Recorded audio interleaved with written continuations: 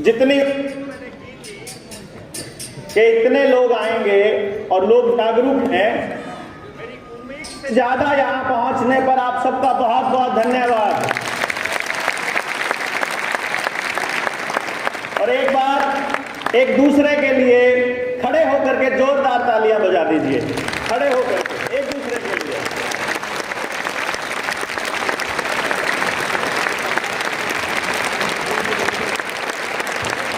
बहुत बहुत धन्यवाद।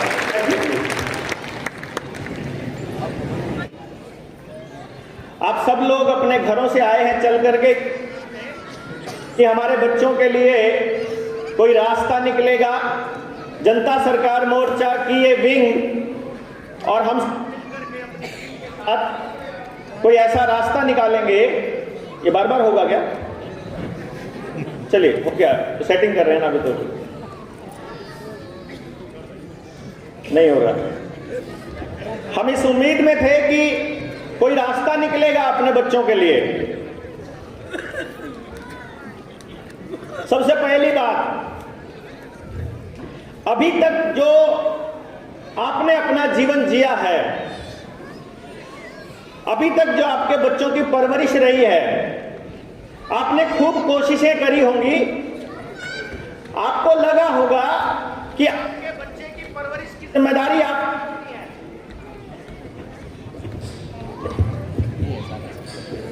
क्या दिक्कत है?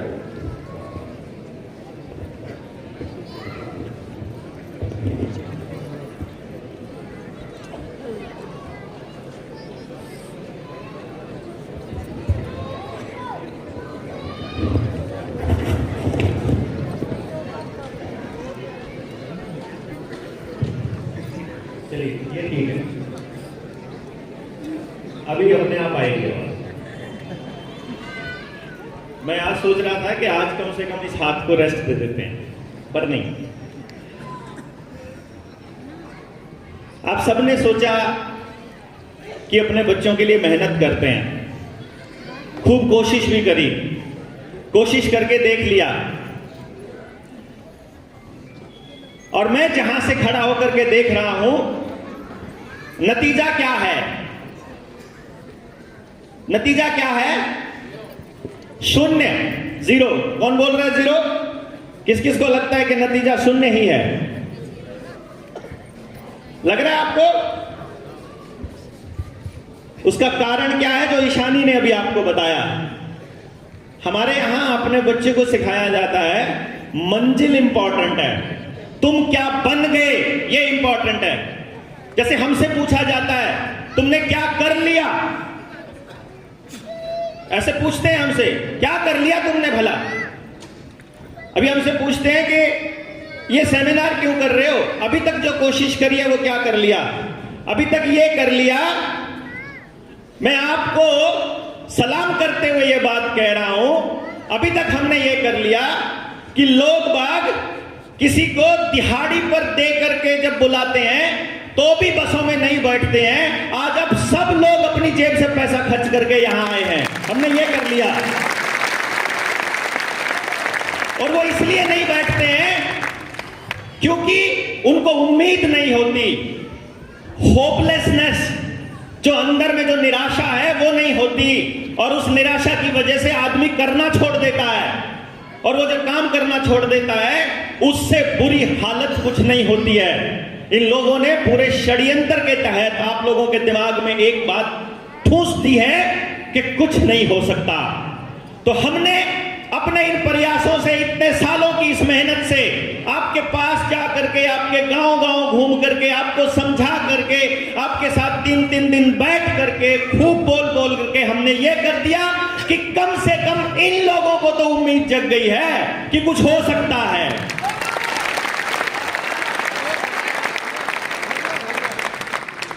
इस उम्मीद के चलते आप यहां आए हैं। हमारे ऊपर इस बात का बोझ बढ़ जाता है कि वो उम्मीद टूटे ना।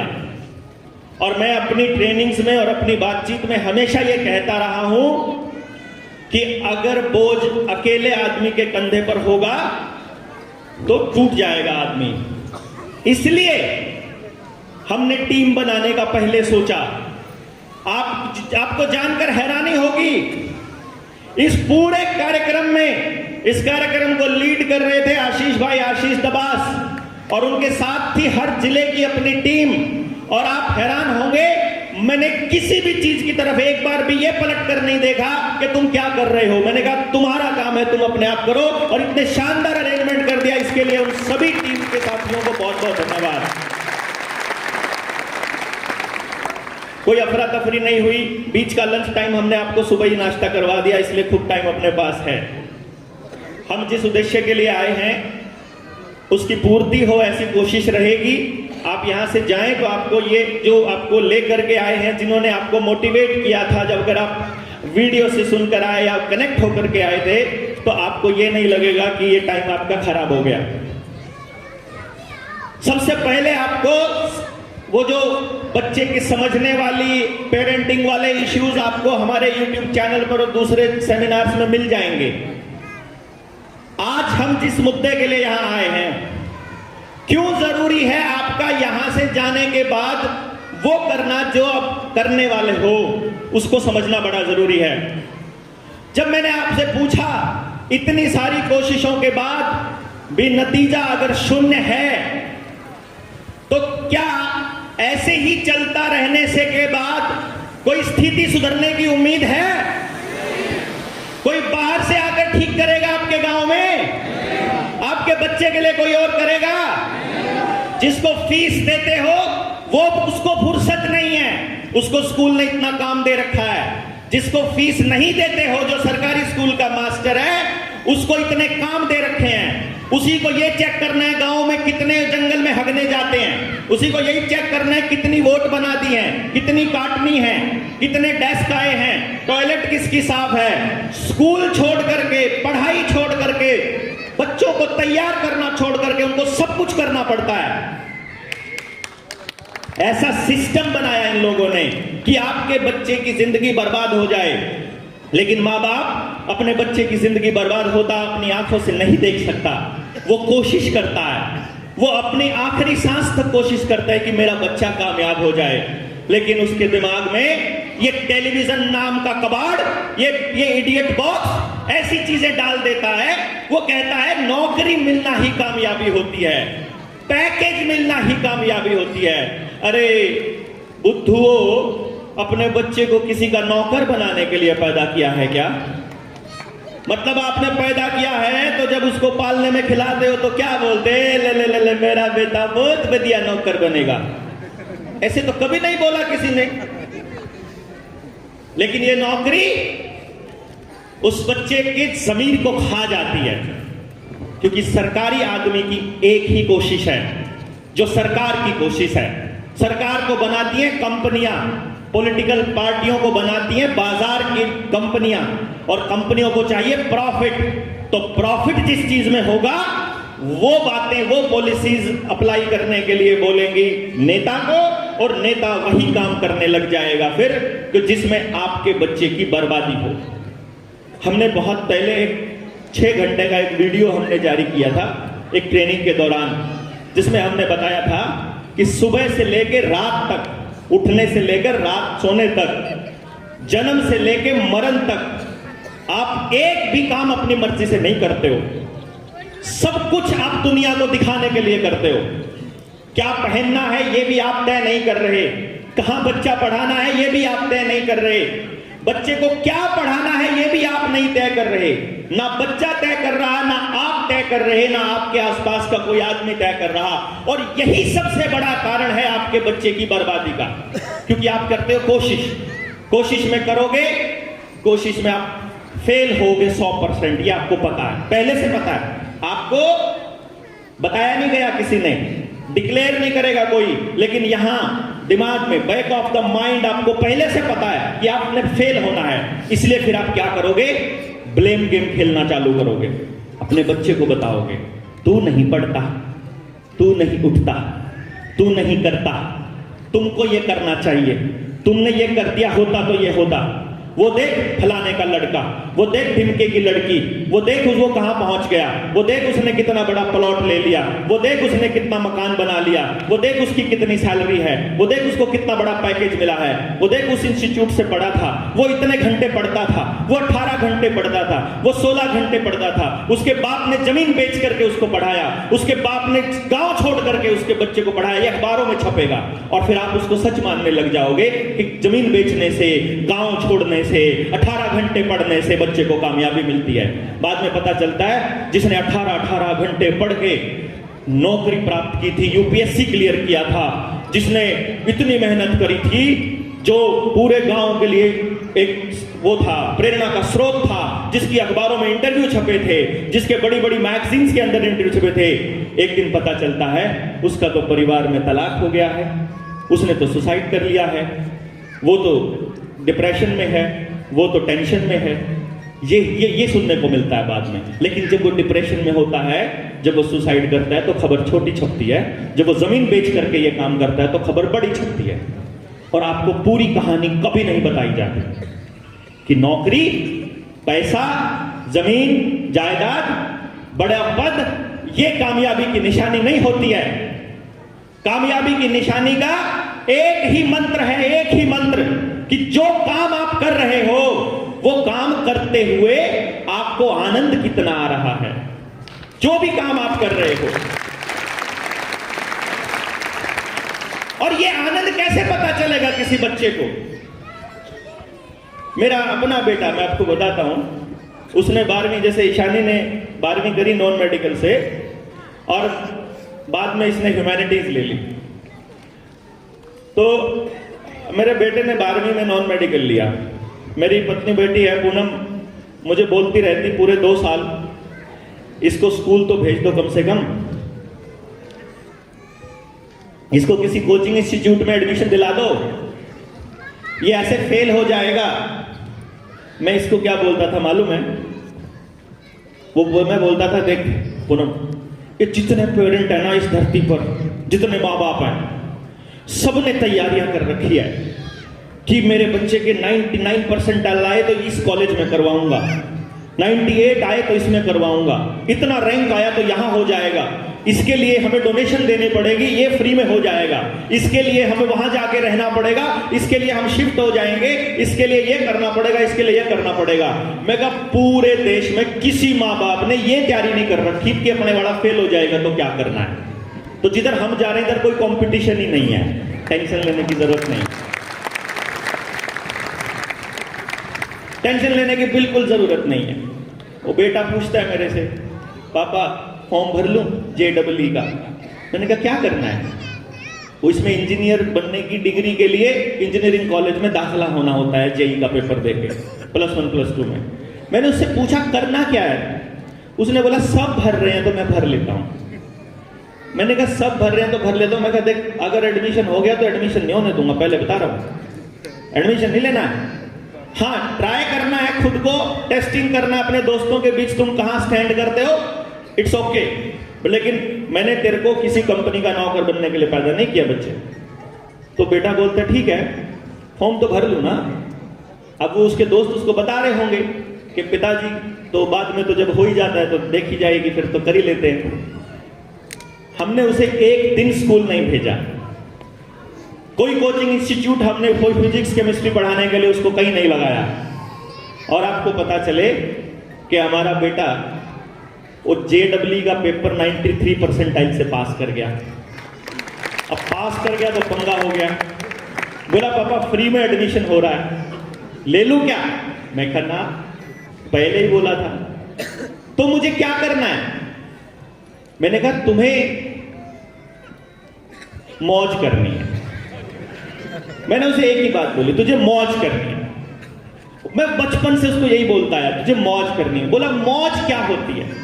मौज का अलग अलग मतलब ले लेते हैं। मैं कहा मौज का मतलब है कि आदमी को जब कुछ भी नहीं चाहिए किसी चीज से, उसको मौज कहते हैं। जब उसकी सारी इच्छाएं मर जाती हैं, और वो इच्छाएं मरने का एक ही सूत्र है कि कोई ऐसा काम मिल जाए जिसको करते करते भूख भी भूल जाओ, समय भी भूल जाओ, परिवार भी भूल जाओ, दुनिया क्या कह रही है ये भी भूल जाओ, कैसे कपड़े पहने ये भी भूल जाओ, क्या खाने को मिल रहा है ये भी भूल जाओ, नतीजा क्या निकलेगा ये भी भूल जाओ। केवल इसको मौज कहते हैं। यही मौज तुमने करनी है। तो सवाल आया मौज करूंगा कैसे? सवाल यह आया कि मौज कैसे होगी। मैंने कहा तुम्हें वो काम ढूंढना है जिससे मौज बने। बोला वो कैसे मिलेगा? मैंने कहा इमेजिन करो, जस्ट इमेजिन, ये मिठाई की दुकान है और इस मिठाई की दुकान पर मैंने तुमको ले जाकर खड़ा कर दिया है और तुमको ढूंढना है कि तुम अपनी फेवरेट मिठाई यहां से ले सकते हो। It's your choice. तो बताओ कैसे चूज करोगे? भाई दो चॉइसेस हैं, एक मिठाई खाओ, उसका टेस्ट नोट कर लो, जो कि पॉसिबल नहीं है। टेस्ट कैसे नोट करोगे? कितने परसेंट मीठा, कितने परसेंट खट्टा, कितने कैसा लगा, आप नोट नहीं कर, लेकिन फिर भी नोट कर लो कि ऐसा लगा। दूसरी मिठाई खाओ, भाई 10 में से 7 नंबर दे दिए इस मिठाई को, इसको 10 में से 8 दे दिए, इसको 10 में से 5 दे दिए। ऐसा करके थोड़े थोड़े अंतराल के बाद जब पहली मिठाई का टेस्ट खत्म हो जाए तब अगली मिठाई खाओ, जब उसका टेस्ट खत्म हो जाए तब अगली खाओ, और ऐसे खाते खाते तुम अपनी कॉपी को उठाकर देखो कि तुम 10 में से 10 कौन सी मिठाई को दे सकते हो। सिर्फ वो मिठाई उठानी है। तो इस जिंदगी के अंदर तुमको मौज कहां से आएगी, उसके लिए तुमको ढूंढना पड़ेगा। ये काम करके देखा, थोड़े दिन तक चलता रहा। जब उस काम में संघर्ष करना पड़े, जब उस काम में संघर्ष करना पड़े, जोर लगे तुम्हारा, सामने सब खड़े हो और तब भी तुमको मजा आ रहा हो, तो समझ लो उस काम में तुम्हारी मौज होनी है। सीधी सी बात है। आपको संघर्ष से डर लगता है अपने बच्चों से, लेकिन आपने सोशियोलॉजी का नियम नहीं पढ़ा, आपको किसी ने समझाया नहीं, ना स्कूल में समझाया ना कहीं बाहर समझाया। एक नियम है आपके बच्चों की तरक्की का, उन्नति का, मौज का, उनके जीवन का, उनके अगले परिवार का। वो नियम क्या है कि गरीब परिवार अपनी गरीबी को देखकर मेहनत करता है, वो मेहनत करके चीजें सीखता है। जब वो सीख लेता है तो वो कामयाब होना शुरू होता है। जब वो कामयाब होना शुरू होता है तो उसके पास संसाधन आते हैं। जब उसके पास संसाधन आ जाते हैं तो उसकी गिनती अमीरों में हो जाती है।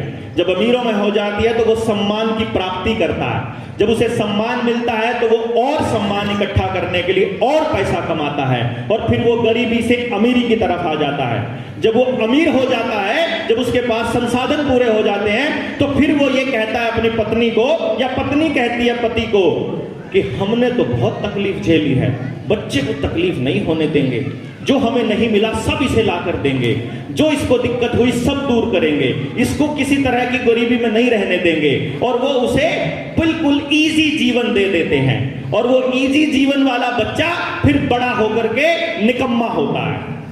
फिर वो निकम्मा बच्चा, अभी फिर वो निकम्मे बच्चे पे आते हैं। वो निकम्मा बच्चा, उसके माँ बाप क्योंकि मेहनत करी होती है खूब सारी, उस मेहनत में उसके जैसे आज मैंने मेहनत करी है, तो आप सब लोग मिल गए, तो आप सब में कोई ना कोई ऐसा बामाशाह भी बैठा होगा, कोई ना कोई अच्छा परिवार भी बैठा होगा, जहां अगर मेरे बच्चे को नौकरी ना मिले तो मैं उसको सेट करवा दूं। समझे ना? जब मेहनत करता है आदमी तो खूब लोग मिलते हैं। उस खूब लोग मिलने की प्रक्रिया में उसको ऐसा आदमी भी मिल जाता है जो उसके निकम्मे बच्चे को कहीं ना कहीं सेट कर देता है। वो निकम्मा बच्चा जब सेट हो जाता है, बिना मेहनत की प्राप्त की हुई चीज की कभी वो कदर नहीं कर पाता, और इसीलिए उससे जो अगली संतान होती है वो महान निकम्मी पैदा होती है। उसकी अगली संतान महानिकम्मी पैदा होती है। वो सुबह उठते ही, क्या मम्मी चॉकलेट खानी है, खानी है, उसका मुंह खुलते ही उसे कबाड़ खाना होता है। वो सड़क पे निकलता है तो उसे कचरा खाना है, उसको घर का खाना अच्छा नहीं लगता है, वो कभी किसी से तमीज से बात नहीं करता है, वो कभी भी उसको अपने जीवन का मकसद नहीं मिल पाता है, उसका आचरण भी ऐसा रहता है। और फिर वो बच्चा जब बड़ा होता है, क्योंकि वो महानिकम्मा है और उसके बाप दादा की जमीन है, तो वो किसी ऐसी आदत में पड़ता है, या तो नशे में या फिर किसी गलत आचरण में, और ऐसे आचरण में फंसकर वो धीरे धीरे अपने बाप दादा की कमाई हुई इज्जत और पैसे को खत्म कर देता है, और फिर जब उसकी संतान होती है वो फिर से उसी दौर में पैदा होती है जहां उसके पहले वाले पुरखे थे, वही गरीबी के दौर में। इस साइकिल का कोई तोड़ नहीं है। अगर इससे बचना चाहते हैं तो एक ही तोड़ है। आपके पास कितनी ही दौलत हो, आपने कितना ही संघर्ष किया हो, आपने कितनी ही मेहनत करी हो, आपको अपने बच्चे की परवरिश में उसको सुबह से लेकर रात तक अपने काम के साथ जोड़कर रखना पड़ेगा, नहीं तो उसको संघर्ष करवाना पड़ेगा सुबह से लेकर रात तक। ये नियम है अगर आप इस साइकिल को तोड़ना चाहते हैं तो। लेकिन आप क्या करते हो, आप और हम क्या करते हैं कि ये काम तो मैं कर लूंगा, तुम तो पढ़ लो, ये वाला काम मैं कर लूंगा, तुम तो पढ़ाई कर लो।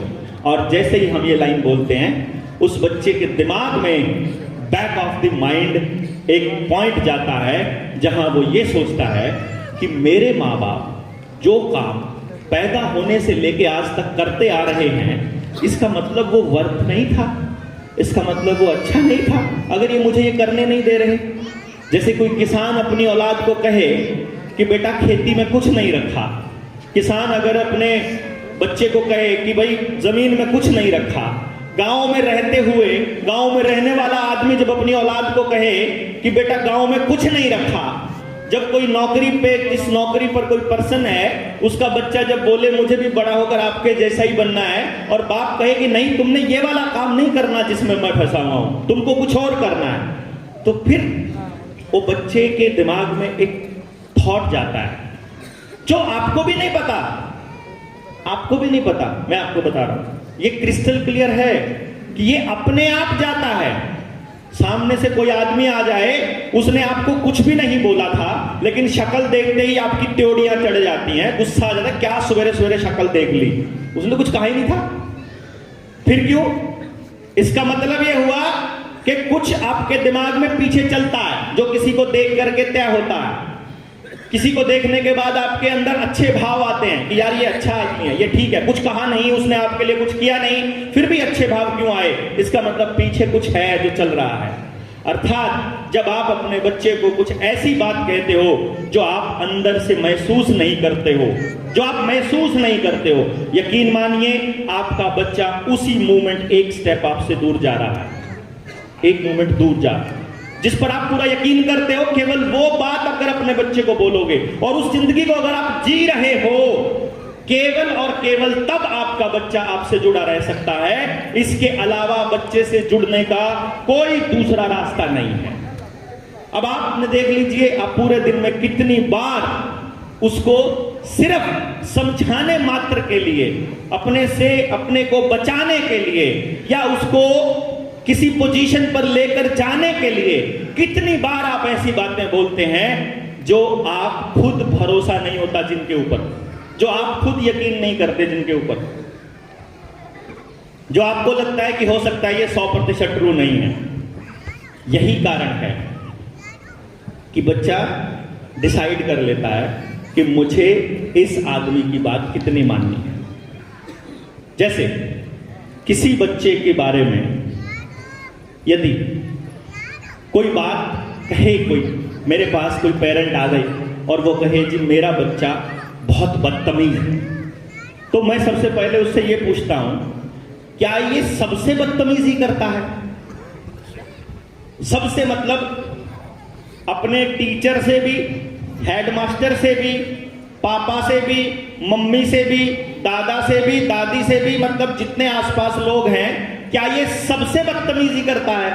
वो बताती है नहीं, ये सिर्फ इन लोगों से करता है, या फिर ये सिर्फ मेरे साथ करता है, या फिर ये सिर्फ वहां करता है। इसका मतलब बच्चे में प्रॉब्लम नहीं है। क्यों जी? इसका अर्थ ये हुआ ना, क्योंकि यदि वो बदतमीज होगा तो वो हर जगह होगा। लोहा है मेरे हाथ में, लोहे की छड़, आग में रखो, रेत में रखो, पानी में रखो, लोहा अपनी नेचर नहीं बदलेगा, नहीं बदलेगा ना।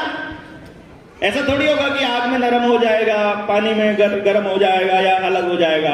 अर्थात हम उस बच्चे को समझने में कहीं ना कहीं नाकाम हुए हैं, और सारी प्रॉब्लम की जड़ पिछले 22-23 साल जो लोगों से बातें की हैं, जितना उनके साथ मगजमारी की है, जितनी लोगों की काउंसलिंग्स की हैं और उनके जो रिजल्ट आए हैं, उनकी फाइंडिंग्स ये कहती हैं कि सारी प्रॉब्लम समझाने में है, समझाने में, और उसका सलूशन समझने में है। बात खत्म। अगर आपको अपने लाइफ पार्टनर की, अपने बच्चे की, अपने माँ बाप की, अपने रिश्तेदारों की, अपने भाई बहन की, अपने स्टूडेंट्स की टीचर होते हुए यदि आपको बात समझ आ गई, यदि आपको वो समझ आ गया, तो फिर आपको कुछ और बताने की जरूरत नहीं है। मुझे आपको बताने की जरूरत नहीं है कि मैं अगर इस ऑब्जेक्ट को यहां पर ये रखा है, ये कागज का टुकड़ा है, मैं इसे यहां से अगर मैं छोड़ दूं तो ये टूट जाएगा क्या? टूट जाएगा क्या? अरे बताइए ना, टूटेगा क्या ये? और अगर ये कांच का टुकड़ा होगा तो आपको पता चल जाएगा कि ये छोटा टुकड़ा नहीं टूटेगा, बड़ा टुकड़ा टूटने के चांस ज्यादा हैं। पतला होगा तो चांस ज्यादा है, मोटा होगा तो चांस कम है। यानी उस टुकड़े को देखते ही आप समझ जाओगे कि इसका मैं क्या यूज कर सकता हूं। आप जब कोई गाड़ी चलाते हैं, उसमें कांच की भी जरूरत है, लोहे की भी जरूरत है, रबड़ की भी जरूरत है, प्लास्टिक की भी जरूरत है, आपको लेदर भी चाहिए, उसमें कुशन भी चाहिए, आपको सब काम करने के लिए चाहिए। आप केवल लोहे को अच्छा कैसे कह सकते हो? आप केवल कांच को अच्छा कैसे कह सकते हो? आप केवल चमकने वाली चीज को अच्छा कह सकते हो? मैं तो यहां तक कहूंगा कि पूरी गाड़ी एकदम फिट है, सारा कुछ बढ़िया है, चाहे गाड़ी की कीमत 50 करोड़ रुपया हुआ, लेकिन अगर उसके टायर में वो 10 पैसे वाली वॉल नहीं हुई तो नहीं चल पाएगी। नहीं ना? इसका अर्थ यह हुआ कि ये समाज रूपी जो गाड़ी है, इसमें सब लोहा नहीं चाहिए भाई, सब कागज नहीं चाहिए, सब कांच नहीं चाहिए, सब लकड़ी नहीं चाहिए, हमको सब चाहिए। और प्रकृति ने ऐसा इंतजाम किया हुआ है कि जो आपको चाहिए वही दे रखा है, लेकिन कचरा कहां करते हैं? जो हमको चाहिए वो बनाने पर लगे पड़े हैं। ये सत्यानाश की जड़ है, सारी कहानी की जड़ है। जो हमको अच्छा लगता है, जो हमको चाहिए, माँ को वैसा बेटा चाहिए, बाप को वैसा बेटा चाहिए, पत्नी को वैसा पति चाहिए, पति को ऐसा पत्नी चाहिए। अरे जो तुम्हारे घर में पैदा हो गया वो जैसा है तुम बदल नहीं सकते हो भाई। कांच पैदा हुआ कि लोहा पैदा हुआ, वो जो पैदा हुआ है उसको तैयार करना है, उसको ढालना है समाज के लिए। वो जो पैदा हुआ है वो अपनी नेचर लेकर पैदा हुआ है, उसको परमात्मा ने कुछ खास देकर भेजा है। वो आप बर्बाद नहीं है, कबाड़ नहीं है। कितनी बड़ी टायरनी है हमारी, कितना बड़ा दुर्भाग्य है हमारे बच्चों का। यह दुर्भाग्य है कि घर में स्टोर रूम पड़ा है, उसमें सब कचरा पड़ा है। आपको मालूम है लकड़ी का क्या इस्तेमाल, लोहे का क्या इस्तेमाल, कांच का क्या इस्तेमाल, कागज पेपर पड़ा है उसका क्या इस्तेमाल है, सबका पता है। घर में जो बच्चा पैदा हो गया उसका इस्तेमाल करना नहीं आता, स्कूल में जो बच्चा पढ़ने आ गया उसका इस्तेमाल करना नहीं आता, समाज के लिए बच्चे को तैयार करना नहीं आता, किसी को नहीं आता। और कमाल की बात क्या, दुर्भाग्य क्या, पूरी की पूरी पीढ़ी का क्या दुर्भाग्य है कि कोई इस पर बात भी नहीं कर रहा। किसी मास्टर को नहीं पढ़ी, किसी प्रिंसिपल को नहीं पढ़ी, किसी नेता को नहीं पढ़ी, किसी को नहीं पढ़ी। कोई समाज से भी बने फिरते, मैंने इतने बच्चों को पढ़ा दिया। अरे पढ़ा दिया, पढ़ा के क्या किया तुमने? पढ़ाकर कचरा ही तो तैयार किया ना, खाली रट्टे मार मार के, याद कर करके, याद कर करके, याद कर करके क्या क्या याद करवाओगे? याद करने से क्या काम आएगा? अरे जो काम आएगा वो तो सीखा हुआ आएगा ना, और सीखा हुआ कोई बच्चा भूल ही नहीं सकता। तो आप सिखाते क्यों नहीं हो? सिखाने का क्यों नहीं है तरीका है आपके पास? ये सोचा कभी किसी ने? सबको बस याद करवाना है, सबको बस एक गुलाम चाहिए, जितने बजे कह दो उतने बजे उठे, जितने बजे कह दो उतने बजे सो जाए, जिस स्कूल में आप भेजो वो भेज दे, जितना आपकी पॉकेट अलाउ करती हो वैसे स्कूल में भेजोगे, जितना ट्यूशन अलाउ करेगा वो स्कूल में भेजोगे। अमीर अपने बच्चे को और पढ़ाएंगे, गरीब अपने बच्चे को कभी नहीं पढ़ा पाएगा। मिडिल क्लास पिसता रहेगा, कभी जमीन बेचकर पढ़ाएगा, कभी गाड़ी बेचकर पढ़ाएगा, कभी प्लॉट बेचकर बताएगा, कभी कुछ बेचेगा, यहां तक कि कभी कभी माएं अपने गहने तक बेचकर पढ़ाएंगी। और आखिर में रिजल्ट क्या है कि भाई जितने बच्चे पास होने हैं उनकी सीट जितनी है और जितने बच्चे एलिजिबल हैं 1% से ज्यादा कभी नहीं मिला आज तक मुझे। चेक करो, आप सारे के सारे ग्रोन अप माँ बाप हो, क्योंकि आपको यह सोचना पड़ेगा बैठ करके, कैलकुलेशंस करना करनी पड़ेगी। मेरी बातों पर भरोसा नहीं करना है, आपको खुद से कैलकुलेट करना है, आपको देखना है आपकी जिंदगी में आज तक कितनी भर्तियां आई, चेक करो एक बारी, उनमें कितने बच्चों ने फॉर्म भरा, ये चेक करो, और फिर देखो कितने प्रतिशत बच्चा पास हुआ, चेक करो। आपको पता चलेगा कि 99.9% बच्चा गारंटीड फेल होगा, गारंटीड।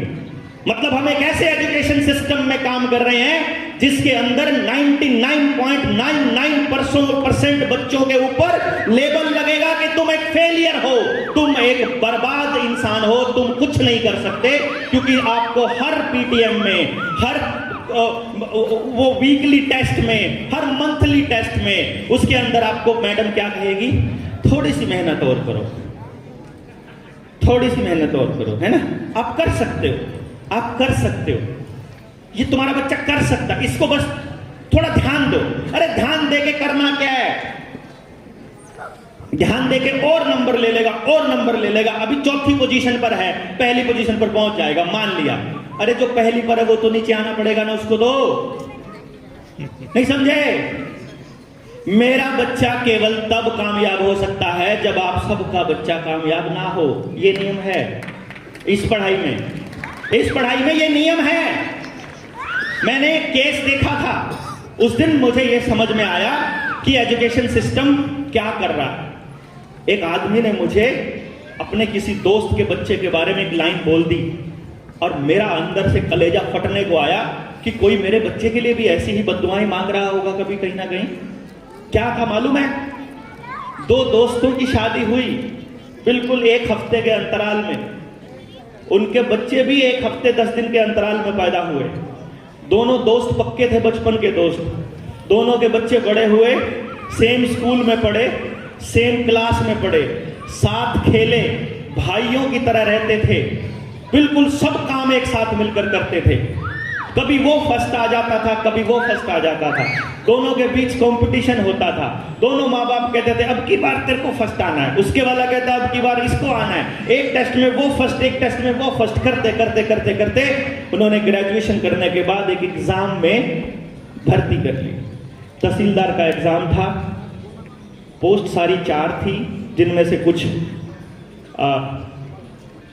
मतलब रिजर्व थी। जो पोस्ट बची वो मात्र एक पोस्ट बची लास्ट में। और कमाल की बात यह है कि इंटरव्यू पे जो पहुंचे वो दोनों ही बच्चे पहुंचे। सोचो, वो दोनों के दोनों दोस्त जो बचपन से दोस्त थे, क्या कभी ये सोच पाए होंगे कि उसके वाले का हो जाए, या ये कहा होगा कि मेरे वाले का हो जाए? क्या कहा होगा? मेरे वाले का हो जाए का मतलब यह है कि उसके वाले का ना हो। इस मेरे वाले के होने का मतलब है कि उसके वाले का ना हो, अर्थात वो ये इंतजार करेगा कि किसी तरह से उसका इंटरव्यू कैंसिल हो जाए, किसी तरह इंटरव्यू के दिन वो बीमार पड़ जाए, किसी तरह इंटरव्यू के दिन उसका नुकसान हो जाए, यही तो इंतजार करेगा ना। अरे भाई, जिसका काम ऐसे चलता है, सोचो मैंने 1 करोड़ रुपया डॉक्टर बनने के लिए MBBS करी है कि नहीं? 1 करोड़ रुपया लिया, लग गया। अब मुझे अस्पताल खोलने के लिए कर्जा लेकर के अब मुझे वो भी करना है, बोले तो अस्पताल खोलना है, खोल लिया अस्पताल। इसमें डॉक्टर्स की, कंपाउंडर्स की, सबकी सैलरी देनी है, नर्सिस की, तो पैसा कमाना पड़ेगा। अब पैसा कमाना पड़ेगा तो इलाज से अगर पैसा कमाना है, इलाज कैसे होता है? जब कोई बीमार होता है तो वो तो सुबह सुबह जब धूप बत्ती कर रहा हो तो वो तो ऐसे कर रहा होगा ना, हे भगवान सबकी किडनी फेल हो जाए, सबको हार्ट अटैक आ जाए, सबके घुटने खराब हो जाए, सब बीमार पड़े रहें, सबके यहाँ डिप्रेशन हो, सारा परिवार खराब हो जाए, ऐसे ही बोलेगा ना। वो ऐसे बोल ही नहीं सकता कि सारा देश सुरक्षित रहे, सभी स्वस्थ रहें, सभी हेल्दी रहें, वो बोल ही नहीं सकता भाई, क्योंकि आपकी बर्बादी में ही उसकी आबादी है। उसका कर्जा तब कटेगा जब आपकी बर्बादी होगी। तो हम एक ऐसे तंत्र में रह रहे हैं जहां हमारी आबादी की कीमत बाकी सब की बर्बादी की है। और ये तंत्र बदलना चाहिए कि नहीं बदलना चाहिए? अरे बदलना चाहिए कि नहीं? बदलना चाहिए तो इसको कोई और आएगा बदलने के लिए। तहसीलदार को पड़ी है आपका गांव को बदलने की, डीसी को पड़ी है, सीएम को पड़ी है, MLA को पड़ी है, MP को पड़ी है, मास्टर को, काना को, पटवारी को, अरे किसी को तो पढ़ी होगी, नहीं पढ़ी, क्योंकि उनको पता है कि जिनके बच्चे बर्बाद हो रहे हैं, जिनके गांव बर्बाद हो रहे हैं, वो सोए पड़े हैं, क्योंकि उनको अपनी रंजिशों से ही फुर्सत नहीं है। कभी वो उनको सरपंच के इलेक्शन की रंजिश, कभी एमएलए के इलेक्शन की रंजिश, कभी एमपी के इलेक्शन की रंजिश, कभी पार्टियों की रंजिश, कभी जातियों की, कभी धर्म की, कभी कंपटीशन की, कभी नौकरियों की। अरे मैं बता रहा हूं, मेरे रिश्तेदारी में एक गांव से 4 बच्चों ने पेपर पास कर लिया।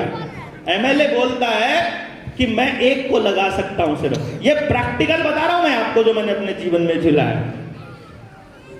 एक को लगा सकता हूं मैं सिर्फ। उस एमएलए के पास 4 के 4 माँ बाप अपने गांव से 2-2 गाड़ियां, 4-4 गाड़ियां भर कर लेकर गए सिफारिश लगाने के लिए, हमारे वाला हो जाए। और वो जब जाता है तो वो कहता है वो फलाना भी आया था जी, हमने बेरा जी हमारे का होना चाहिए, हमारे का होना चाहिए, मतलब उसके वाला रहना चाहिए, इसका ये मतलब है। अब मेरे पास, आपके पास, हम सब के पास 2 चॉइसेस हैं। एक चॉइस है जो व्यवस्था इन्होंने बनाकर रखी हुई है, उस व्यवस्था में अपने बच्चों को पिसने के लिए छोड़ दें। वो सुबह से लेकर रात तक गधों की तरह काम करें। सुबह सुबह गाड़ी से सुबह उठे, वो बस में बैठ जाए, स्कूल में जाकर के left right stand up sit down, याद किया कि नहीं किया नोट डाउन कर लो, या करके सुना दो, इस प्रोसेस में चले जाए। या दूसरा तरीका है कि हम माँ बाप इसकी जिम्मेदारी अपने कंधों पर ले लें कि इसको बदलना है। आप कौन सा चॉइस करोगे? क्योंकि कोई और नहीं करेगा ये काम, ये हमको करना पड़ेगा। मेरे गांव में मेरे पिताजी बैठे हैं, मेरी माताजी बैठी हैं। मैं जब 10वीं पास करी, मैं डिस्ट्रिक्ट टॉपर्स में था। मेरे गांव में 10वीं के बाद का स्कूल नहीं था, तो मेरे घर का ठीक ठाक जुगाड़ था उस टाइम पर, और मेरे को पढ़ाने के लिए इन्होंने शहर भेज दिया। इन्होंने कहा बढ़िया, बेस्ट स्कूल में दाखिला कराएंगे आपका। बेस्ट स्कूल में दाखिला करवा दिया। गांव के जो बच्चे नहीं भेज सकते थे उनका क्या भाई? वहां का सबसे बड़ी गलती हम बड़ों से होती है। मैं यहां क्योंकि एक बाप की हैसियत से खड़ा हूं, और मैं ये मानता हूं कि मैंने अपने बच्चे की जड़ें खोद दी, क्योंकि मैं अपने बच्चे को अपने गांव में नहीं रख पाया। मैं उसको कभी नहीं बता पाया कि बेटा तेरी जड़ें कहां है। क्यों? क्योंकि मेरे गांव में मेरी से बड़ी पीढ़ी ने कुछ भी ऐसा नहीं किया कि जो मेरे गांव में मेरे पास मौजूद हो। तो लेकिन मैं इस चीज को ऐसे के ऐसे रहने नहीं देना चाहता। मैं चाहता हूं कि मेरा बच्चा वापस जड़ों की तरफ लौटे, तो उसकी जड़ें वापस वैसी हो कि वो बरगद पाल सके। वरना शहर में रहें तो फूट हो जाएंगे, हम ऐसे ही निर्जीव हो जाएंगे, बीमार पड़े रहेंगे, एक दूसरे से बात करने का जी नहीं करता है। ऐसे हालात वहां पर है। यहाँ दिल्ली का हाल देखा है आपने, मतलब दिल्ली में रहने वाले लोगों को पता है, वो अपने बच्चों को अपने हाथों से जहर खिला रहे हैं। हर सांस के साथ उनके जहर जा रहा है, और वो अपना गांव छोड़कर आ गए। कोई बिहार से छोड़कर आया, कोई उड़ीसा से, कोई बंगाल से, इस उम्मीद में कि दिल्ली में बढ़िया फैसिलिटी मिलेगी। किस कीमत पर? अरे किस कीमत पर? 5 करोड़ की गाड़ी हो और कमर में दर्द हो, यहां सर्वाइकल हो रहा हो, तो गाड़ी आनंद दे सकती है क्या? इस कीमत पर 5 करोड़ की गाड़ी का कोई औचित्य नहीं है दोस्तों। लेकिन अगर आपका बच्चा हेल्दी है, सही है, लड़ने की उसके अंदर हिम्मत है, संघर्ष कर सकता है, अपना रास्ता खुद ढूंढ सकता है, उसको रास्ता ढूंढने के लिए हम माहौल प्रोवाइड कर सकते हैं, तो पूरा गांव मिलकर अपने बच्चों के लिए वो रास्ता तैयार कर सकता है। लेकिन अकेला माँ बाप कभी भी अपने बच्चों के लिए कोई रास्ता तैयार नहीं कर पाएगा। यहां तक कि इस यात्रा में आपने देख भी लिया होगा, और जिसको समझ में नहीं आ रही हो आगे भी देख लेना, अगले 10 साल बाद देख लेना, आपके बच्चे जैसे जैसे बड़े होते जाएंगे वैसे वैसे बिगड़ते चले जाएंगे। कल मेरी एक माँ से बात हो रही थी, मैं आपको बता रहा हूं। वो माँ यहां बैठी है, मैं नाम नहीं लूंगा। मैंने उनसे पूछा कल आप आ रहे हैं ना? उन्होंने कहा नहीं, कल मेरे बेटे का यूनिट टेस्ट है। मैंने पूछा कौन सी क्लास में पढ़ता है साहब? तो मैंने सोचा ग्रेजुएशन वगैरह में होगा बच्चा। वो बोली जी दूसरी क्लास में पढ़ता है। मैं कहा दूसरी क्लास में यूनिट टेस्ट है, उसके लिए आप सेमिनार छोड़ दोगे? छोड़ना पड़ेगा जी, मैं काफी दिनों से घर नहीं थी तो इसकी तैयारी नहीं हो पाई। कैन यू इमेजिन मैंने क्या कहा होगा? मैंने उनको सिर्फ इतना ही कहा, तब आपके बच्चे का भविष्य बहुत अंधकार में है। आपका बच्चा आने वाले समय में अच्छी तरह से बर्बाद होने वाला है, क्योंकि आपका बच्चा खुद पढ़ना नहीं चाहता, और अगर उसे पढ़ाना आपको पड़ता है तो ये एजुकेशन सिस्टम की विडंबना है, क्योंकि एक दिन ऐसा आएगा जिस दिन आप उसके ऊपर पढ़ने के लिए दबाव बनाने जितनी हैसियत में नहीं रहोगे।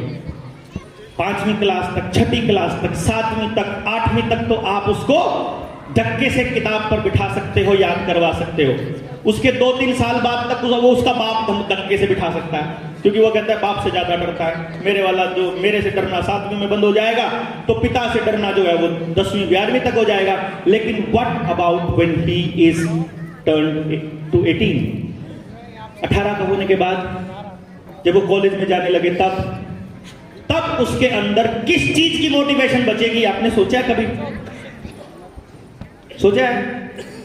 अगर उसको अभी जैसे ईशानी बोल रही थी कि मजा नहीं आ रहा है, ट्रिगर नहीं हो रहा है, अच्छा नहीं लग रहा है, तो कैसे करे कोई बच्चा?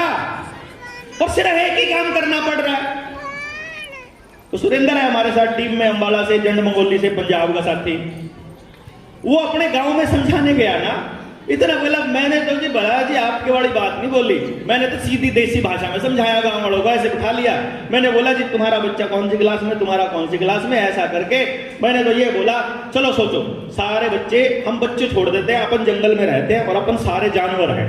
उन्होंने कैसा एग्जाम्पल दिया? उन्होंने कहा एग्जाम्पल है, आपके वाला बच्चा जो है घोड़ा है, आपके वाला मछली है, आपके वाला हाथी है, आपके वाला, मतलब ऐसे करके अलग अलग जानवर है, और हम कंपटीशन कर रहे हैं कि सबको पेड़ पर चढ़ना है, देखते हैं कौन फर्स्ट आएगा। तो मछली तो हमेशा यही सोचती रहेगी कि मैं तो बेवकूफ हूं। अगर दौड़ने की रेस लगाएंगे तो वहां तो कोई दूसरा एनिमल पीछे रह जाएगा, अगर जोर की आजमाइश करेंगे तो अलग हो जाएगा। अरे सबको अलग पैदा किया है तो सब एक ही पढ़ाई कैसे पढ़ रहे हैं भाई? एक ही पढ़ाई। अब सोचो, राजस्थान में रहने वाले बच्चे का, राजस्थान में रहने वाला बच्चे की जरूरत हिमाचल में रहने वाले बच्चे की जरूरतों के बराबर है क्या? हाँ बताइए ना, बराबर है क्या?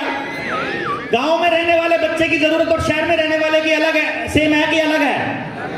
अलग है। वहां भी अलग है। गोवा वाले की और हरियाणा वाले की अलग है कि सेम है? अलग है। पढ़ाई तो सेम पढ़ रहे हैं। और कमाल की बात, उस पढ़ाई का डिजाइन किसने किया? पता चले कि डिजाइन किया बोर्ड ने। कौन से बोर्ड ने? सीबीएसई ने, हरियाणा बोर्ड ने। अच्छा, बोर्ड ने डिजाइन कर दिया। बोर्ड का मेंबर कौन सेलेक्ट करता है? सरकार। सरकार को कौन सेलेक्ट करता है? पॉलिटिकल पार्टियां। पॉलिटिकल पार्टियों को कौन फंडिंग देता है? बाजार।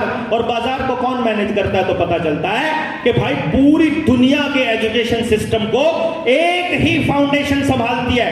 पूरी दुनिया की यूनिवर्सिटीज का, कॉलेजेस का, स्कूलों का सिलेबस करने का काम उसी एक फाउंडेशन, एक परिवार का है, जिसके जो पूरी दुनिया के तेल कुओं का मालिक है, जो पूरी दुनिया की फार्मा कंपनियों का मालिक है, जो पूरी दुनिया की ऑटोमोबाइल का मालिक है, जो पूरी दुनिया की फर्टिलाइजर्स का मालिक है, जो पूरी दुनिया में कैंसर अस्पताल और हार्ट अटैक की मशीनों का जिसने पेटेंट लिया हुआ है, और उस परिवार का नाम है रॉकफेलर फाउंडेशन। आप जाकर के देखो, पता करो, ये जितनी भी बड़ी बड़ी ऑक्सफोर्ड जितनी भी फलाना ढिमकाना, जिनको दुनिया की टॉप यूनिवर्सिटीज बोलते हैं, सबका वही फंडिंग एजेंट है। सारी की सारी साइकोलॉजी की जितनी भी रिसर्च होती है, सबको वो फंडिंग करता है। वो वही रिसर्च, अरे जो उन्हें फंडिंग की है, तो रिसर्च पेपर लिखने वाला उसकी मर्जी के बाहर की कोई लाइन लिख देगा क्या? और वो फिर अखबारों में बड़ा बड़ा छपता है, ऐसी रिसर्च चलाई फलानी यूनिवर्सिटी ने, ऐसी रिसर्च आई फलानी यूनिवर्सिटी की, और हम उसको सच मान लेते हैं। हम उसको सच मान लेते हैं। ये कह रहे हैं एआई का जमाना है, अब नौकरियां खत्म होने वाली हैं, अब ये होने वाला है, हमें टाइम के साथ बदलना पड़ेगा। वो कह रहे हैं पहले कैमरा आता था, अब मोबाइल आ गया, समय के साथ बदलना पड़ेगा। अरे समय के साथ बदलना पड़ेगा। आदमी रोटी खाता था, रोटी खाने की बजाय गू खाना शुरू कर देगा क्या? रोटी ही खाएगा ना। रोटी खाते समय रोटी खाएगा तो वो अनाज की पकेगी, अनाज तो खेत में से आएगा, खेत में से किसान ही चलाएगा, लेकिन चलाते समय उसका खर्चा होगा कि नहीं, वो तय करेंगे। एक तरीका है कि खेत में उस अनाज को उगाते समय 1 पैसा खर्च ना हो, और एक तरीका है कि उसके अंदर जितनी मशीनें इस्तेमाल हो वो भी रॉकफेलर फाउंडेशन की हो। आपको पता चलेगा ट्रैक्टर की एजेंसियों की पता करो किसकी है, उसका पेटेंट किसके नाम है, जितनी बीज बोने वाली मशीनें हैं, जितनी खेतों में आज चल रही है वो किसके नाम पेटेंट है पता तो करो। उसका हर सेकंड चलाने का रुपया किसकी जेब में जाता है? आपके गांव की जेब में नहीं जाता है। एक रास्ता है, सारा गांव अपना पैसा अपने गांव में ही सर्कुलेट करना स्टार्ट कर दे। इसमें गांव की समृद्धि है, या हम सारे लोग मिल करके अपनी कमाई को कंपनियों की हाथ में झोंकते रहे, इसमें समृद्धि है? बताना, आपस वाली है कि कंपनियों वाली? तो आपस वाली व्यवस्था कंपनियां बनने देंगी पार्टियों से, सरकारों से? आपस वाली व्यवस्था नहीं बनने देंगे ये। इसके लिए तो आपको अपनी व्यवस्था बनानी पड़ेगी, और उसके लिए व्यवस्था बनाने के लिए आपको खड़ा होना पड़ेगा। और जो हमारे बच्चों के भविष्य के साथ खिलवाड़ करेगा, जो हमें हमारी व्यवस्था बनाने में रुकावट पैदा करेगा, वो दुश्मन है हमारे बच्चों का। और हम अपने दुश्मन के साथ क्या करते हैं ये भारतवासियों को बताने की जरूरत नहीं है। उनको कुचल देना पड़ेगा हमको, कि जो भी सामने आ जाएगा, अपने बच्चों की व्यवस्था हमको खुद बनानी पड़ेगी। लेकिन वो कैसे बनाएंगे? आप तो गांव में से कोई 2 लोग आए हैं, कोई 4 लोग आए हैं, कोई 10 लोग आए हैं, कोई 50 लोग आए हैं। आप कैसे बनाओगे? जाकर गांव वालों को कैसे समझाओगे? जाकर क्या कहोगे? लो बलारा जी की वीडियो देख लेना, तुम्हें समझ में आ जाएगा, ऐसे कहोगे? किसी के पास समय नहीं है 2-2 घंटे सुनने का, किसी के पास समय नहीं है। तो मेरे को मैसेज आते हैं, बलारा जी वीडियो थोड़ी छोटी बनाया करो। मैंने कहा कितनी छोटी बनाऊं? बोला जी बस 3 मिनट में निपटा दिया करो। मैंने कहा 3 मिनट छोड़ो, तुम्हारे बच्चे तो 30 सेकंड पे आ चुके हैं, वो तो आगे 10 सेकंड पे आ चुके हैं रील्स में, वो तो ऐसे चलते हैं उनका तो हाथ। बात जो बताने की है वो बात दिखाने की अलग होती है, बताने की अलग। और जो बताने की बात है उसमें समय लगता है, वो अपना समय मांगती है। अगर वो समय नहीं दिया जाएगा, कुछ भी हासिल नहीं होने वाला, कुछ भी हासिल नहीं होने वाला।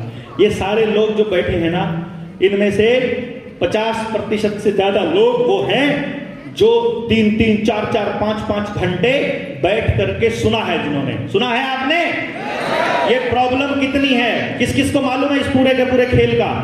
ये लोग हैं, इसीलिए यहां तक आ पाए हैं। और वो लोगों को जाकर गांव में कहो कि बच्चों की एजुकेशन के लिए एक सेमिनार होने वाला है, अरे किसका टाइम है, आज तो ब्याह का साया गणा है, आज तो गणे ब्याह रहे हैं।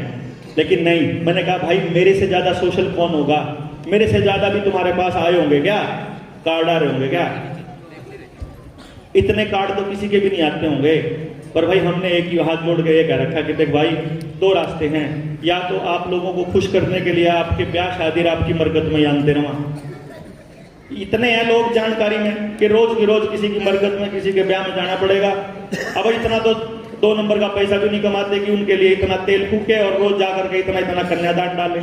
मैं तो 100, 150, 200 रुपए का कन्यादान डाल सकता हूँ, वो भी किसी के थ्रू डलवा सकता हूँ। मेरी हाजिरी उसी में मान लेना। मैं आपके पास नहीं आ पाऊंगा। इसमें आप मुझे एंटी सोशल बोल सकते हो, लेकिन इससे ज्यादा जरूरी है कि मैं अगली पीढ़ी की लड़ाई लड़ रहा हूं। उसमें हो सकता है मैं उस टाइम किसी गांव में हूं, किसी मीटिंग में हूं, किसी ट्रेनिंग में हूं, मैं यही करना चाहता हूं।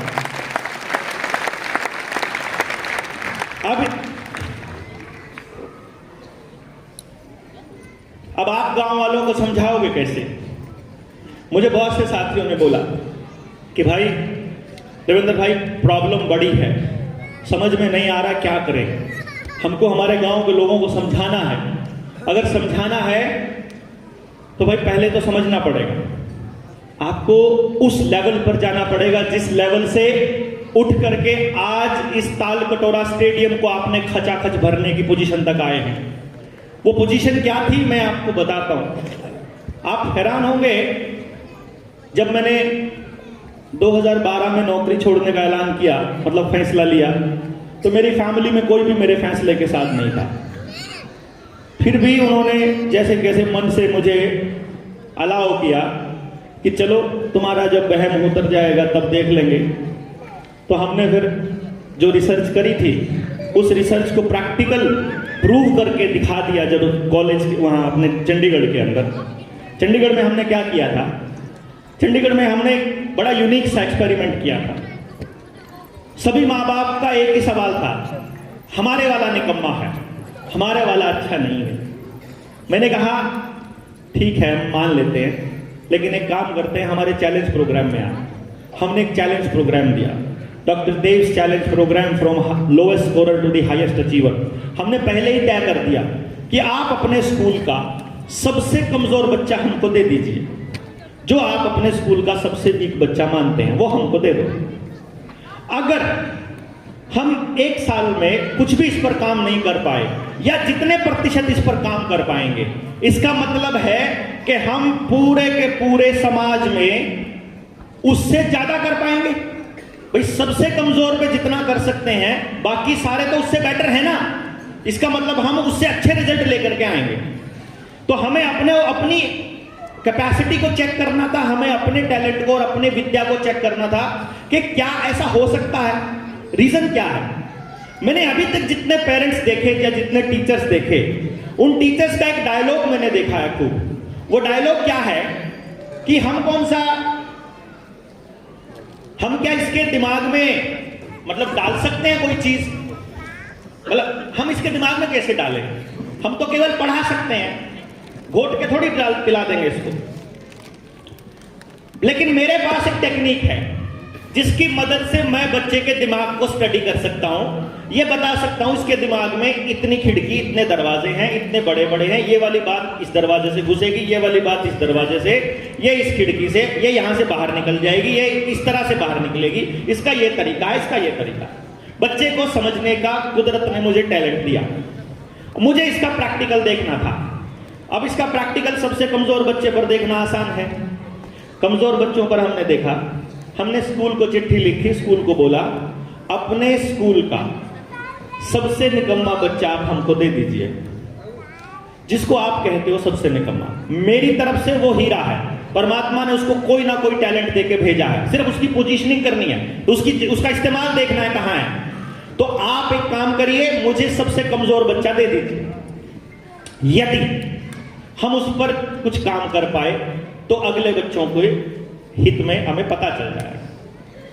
18-20 बच्चे हमने स्टार्ट किए थे, हमने मीडिया के सामने 20 बच्चे रखे पहले साल कि देखो ये वाले 20 बच्चे हैं, फिर मत कहना कि कोई और बच्चा हमने ला करके आपके सामने रख दिया।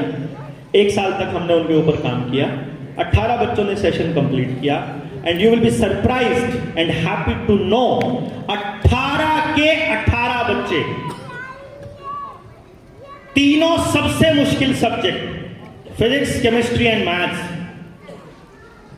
में स्कोर किया 100 आउट ऑफ 100 और अपने अपने क्लास के बने टॉपर्स। अब टॉपर बन गए, हम फिर समाज के सामने गए, हमने फिर पूछा कि लो जी, सबसे निकम्मा भी 100 ले सकता है, तो इसका मतलब उससे ऊपर वाले भी सारे 100 ले सकते हैं। अब सारे 100 ले सकते हैं, अब बताओ तुम्हारे पास इन बच्चों के लिए क्या जगह है। हम अगर तुमको ये सिखा दें कि बच्चे को 100 नंबर लेना सिखा दें या उसको 100 दे दे, अब तुम्हारे पास क्या व्यवस्था है इसके लिए, वो बताओ।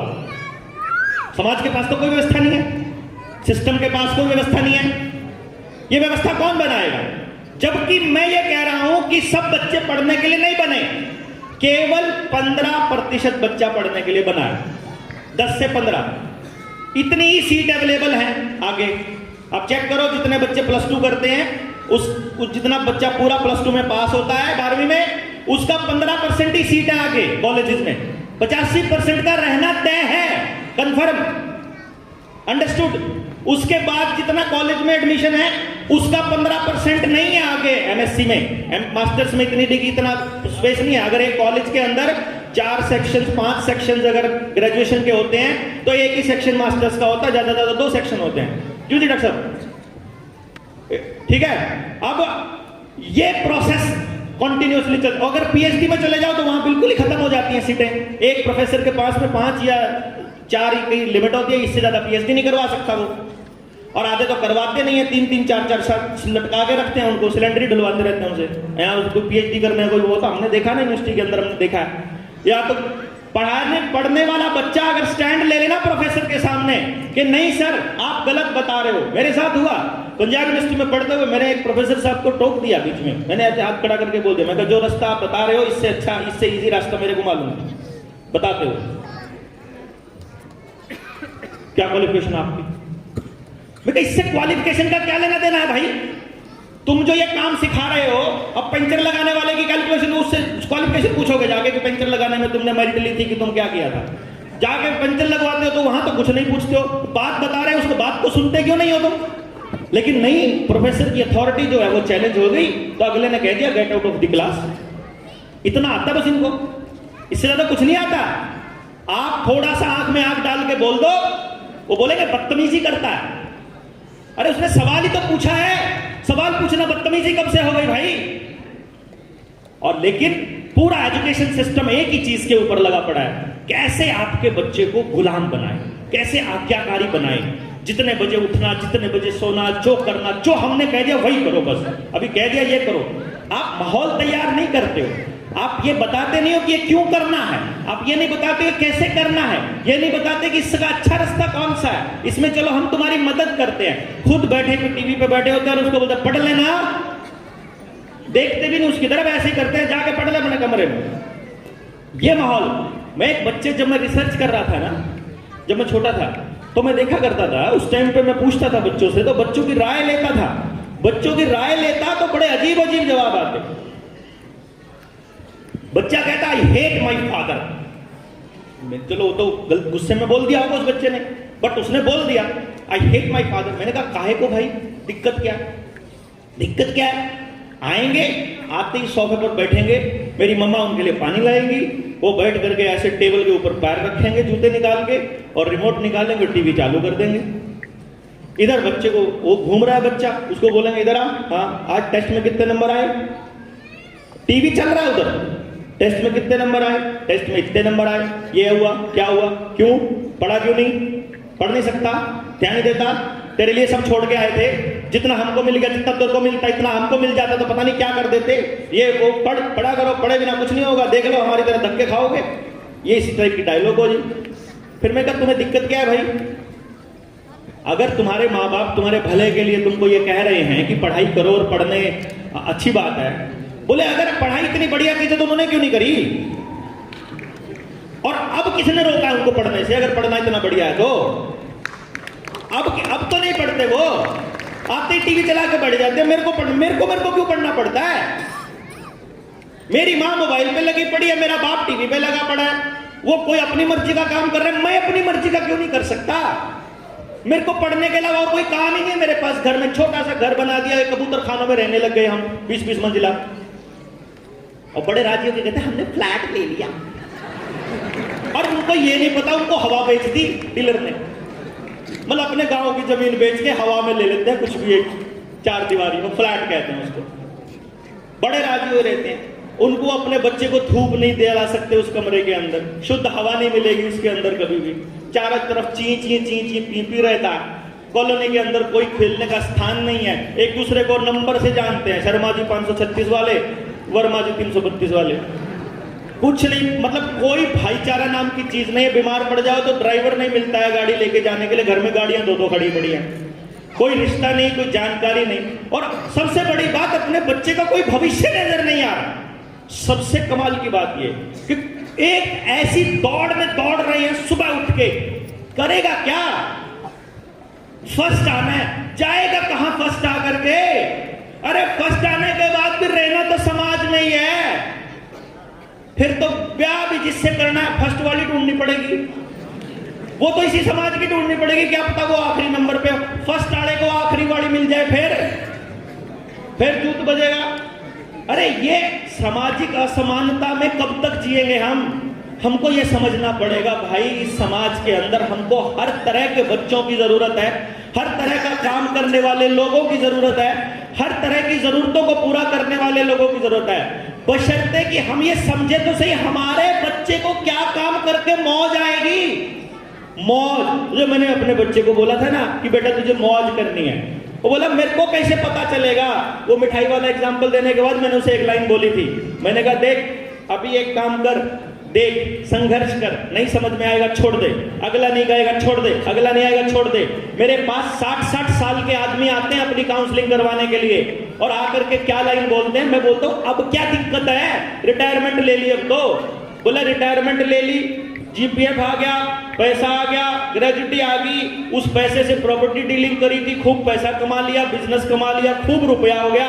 रुपए की कोई दिक्कत नहीं है, पूरा एम्पायर खड़ा है, नौकर चाकर काम करते हैं, पर जिंदगी में आनंद नहीं है, कोई मजा नहीं है।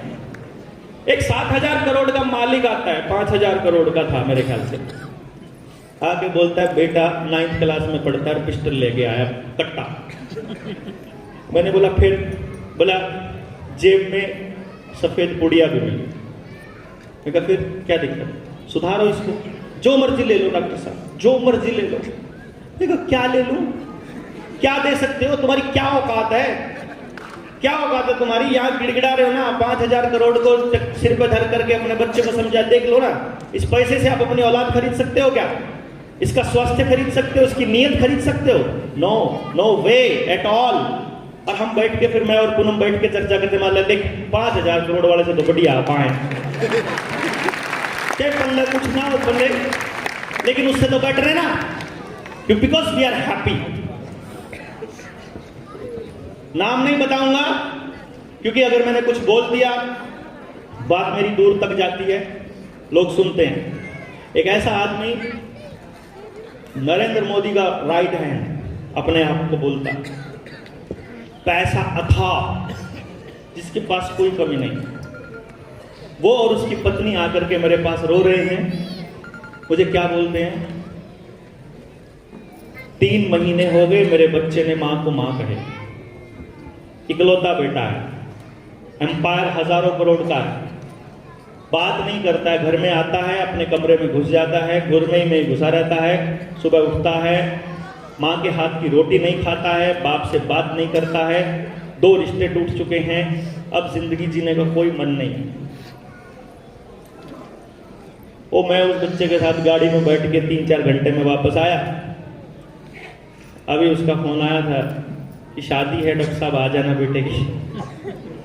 वो बैठ करके मेरे साथ गले लग के रोया कि कैसे करते हो आप, कैसे? कुछ नहीं करना होता, आपके बच्चे को केवल समझना मात्र है भाई।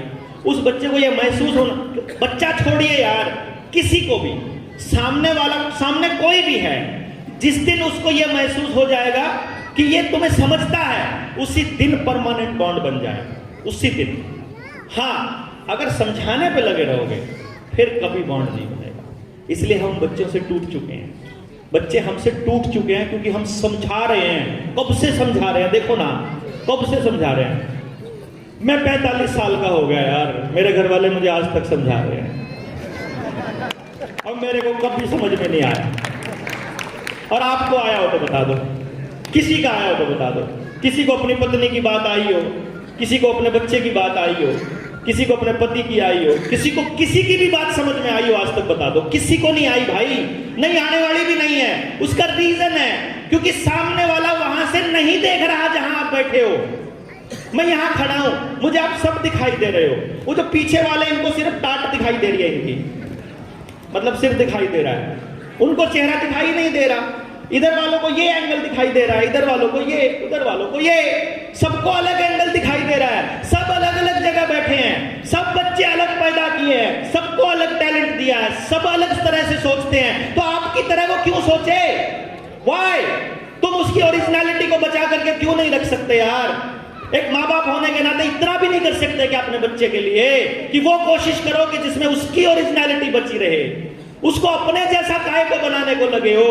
भगवान ने क्या पता कितना बड़ा दिमाग दे करके भेजा हो, परमात्मा ने कितना बड़ा काम करने के लिए भेजा हो, अपनी तरह गधा बनाने पे क्यों तुले उसको? इतना क्यों नहीं समझते हम?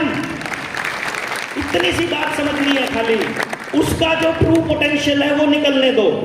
जब उस बच्चे को यह महसूस होगा ना कि मेरे उत्थान में, मेरी परवरिश में, मेरे आगे आने में मेरे समाज का योगदान है, तो उस दिन जब वो कुछ बन जाएगा, वापस समाज को पे बैक करना शुरू करेगा। अदरवाइज अगर आपका बच्चा अकेला मेहनत करता रहा और अकेला मेहनत करके कुछ भी बन गया, यकीन मानिए वापस मुड़कर नहीं देखेगा वो आपकी तरफ, कभी नहीं आएगा, क्योंकि मेहनत उसने अकेले ने करी है। और अगर माँ बाप ने मेहनत कर करके उस बच्चे को कहीं तक पहुंचा भी दिया, तो भी वह बच्चा समाज के किसी काम का नहीं। इसीलिए आपके गांव से निकला हुआ कोई डीसी, कोई डॉक्टर, कोई एसडीएम, कोई पटवारी, सब हरामखोर बने हुए हैं। एक भी आदमी के लिए काम नहीं कर रहा, क्योंकि किसी भी बच्चे को समाज ने तैयार नहीं किया।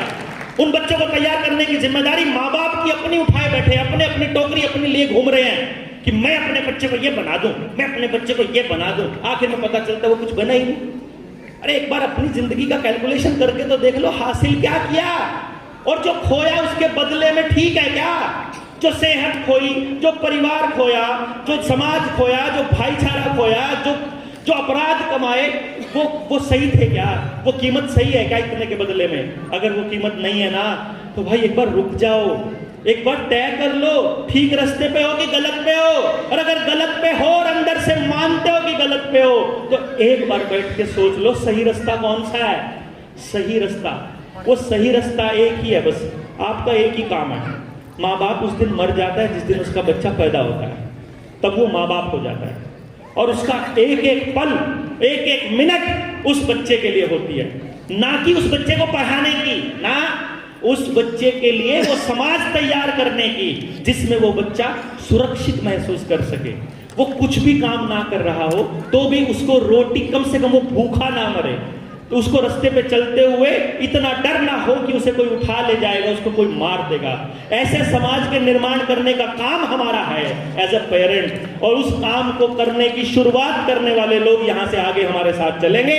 जिनको लगता है गलत रास्ते पर हैं, अपनी राम राम भाई, समझे नहीं बात? जो इस रास्ते पर चलेंगे, उस रास्ते पे आपको जो करना पड़ेगा, शिक्षा, स्वास्थ्य, न्याय, राजनीति, खेती, धर्म, जिस पर जैसे बात करनी पड़ेगी। फर्क सिर्फ एक ही है, हम लड़ाई लड़ेंगे अपने बच्चे के सच की, और सच की लड़ाई में एक ही नियम है, वो किसी का भी नुकसान नहीं कर सकता, किसी का भी। मेरे बच्चे का फायदा अगर किसी भी बच्चे का नुकसान करके हो रहा है, वो झूठ है, वो चोरी है, वो गलत है, वो अधर्म है। अगर हमको धर्म के रास्ते पर चलना है तो उसका एक रास्ता है, किसी भी आदमी के लिए अंदर में नफरत नहीं हो सकती, किसी भी आदमी को पीछे छोड़ने का विचार नहीं हो सकता, क्योंकि हम केवल तब जीतेंगे जब हम सब जीतेंगे। हमारा एक ही है, हम केवल तब जीतेंगे जब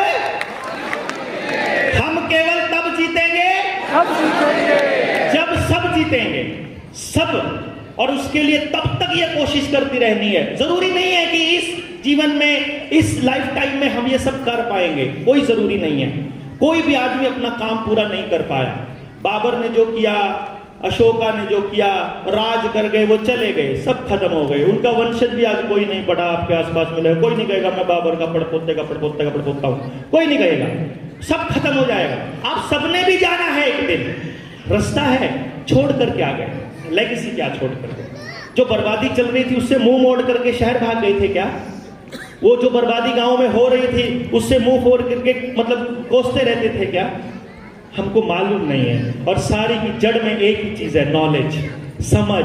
वो समझ कहां से आएगी? चर्चा करनी पड़ेगी भाई। चर्चा तो होती ही नहीं, ना स्कूल में होती। स्कूल में भी डिक्लेमेशन। मेरा बेटा, मैं आपको बताता हूँ यार, कमाल की बात है, कोरोना चल रहा था, कोरोना चलते चलते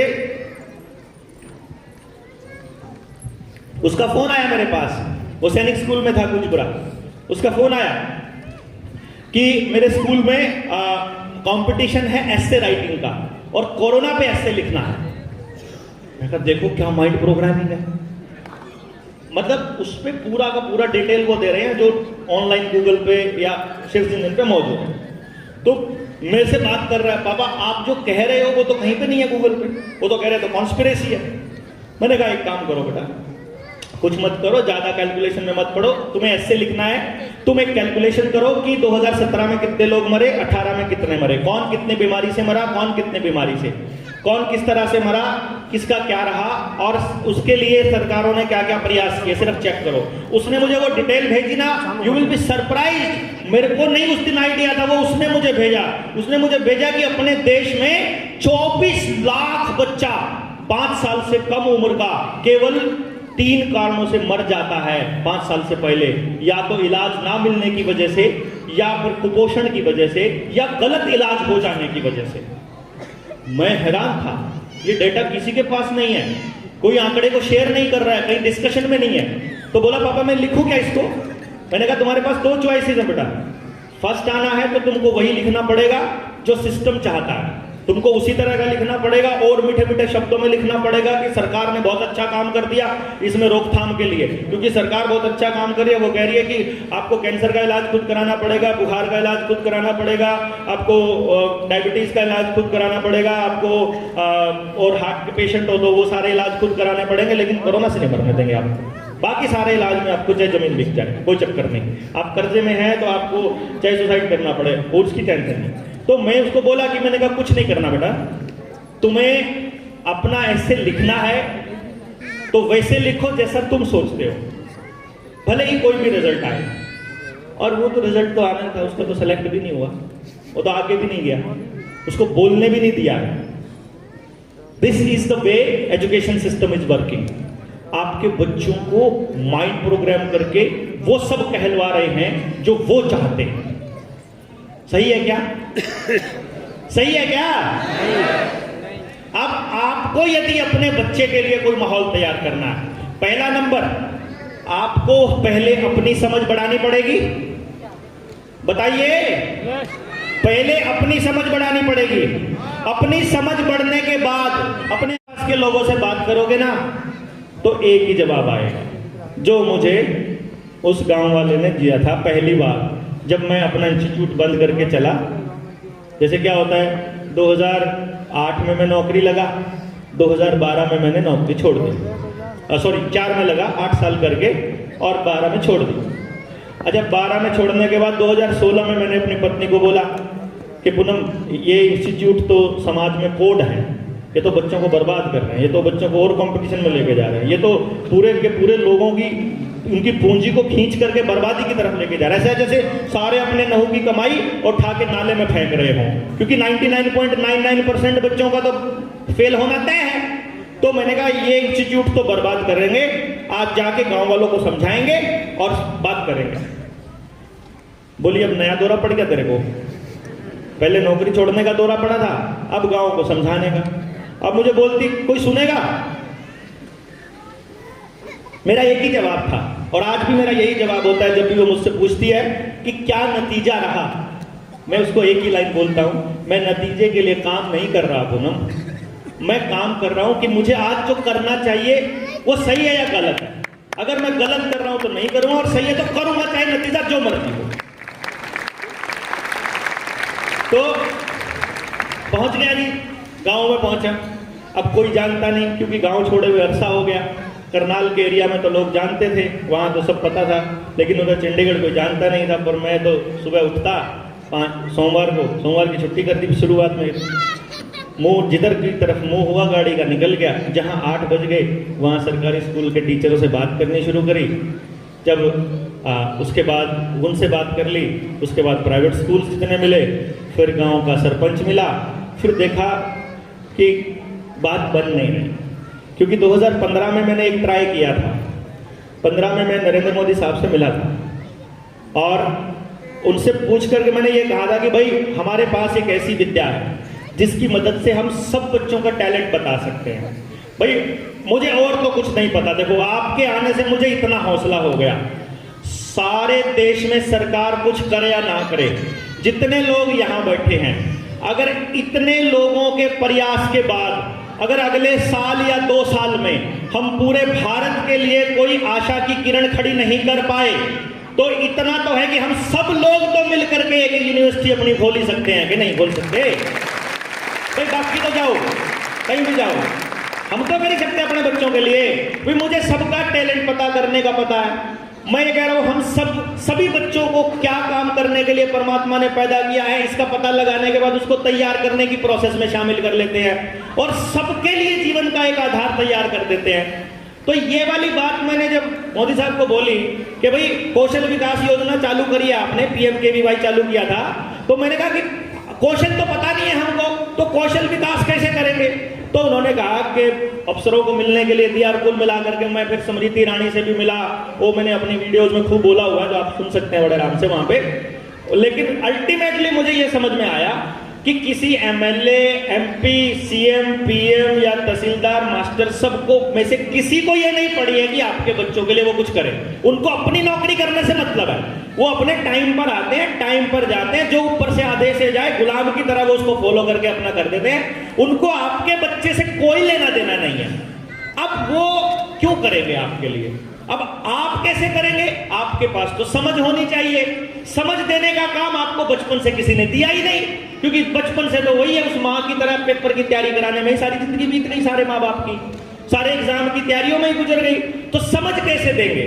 स्वस्थ कैसे रहना इसकी समझ, गांव में कैसे आचरण करना इसकी समझ, कोई गलत चीज हो रही है उसका विरोध कैसे करना उसकी समझ, कोई चीज टूट गई है घर में उसकी समझ, उसको ठीक करने की समझ, रिश्ते टूट रहे हैं उसकी समझ, जीवन में कोई चीज गलत आ जाए, फेलियर आ जाए, अगर हम फेल हो जाए उसकी समझ।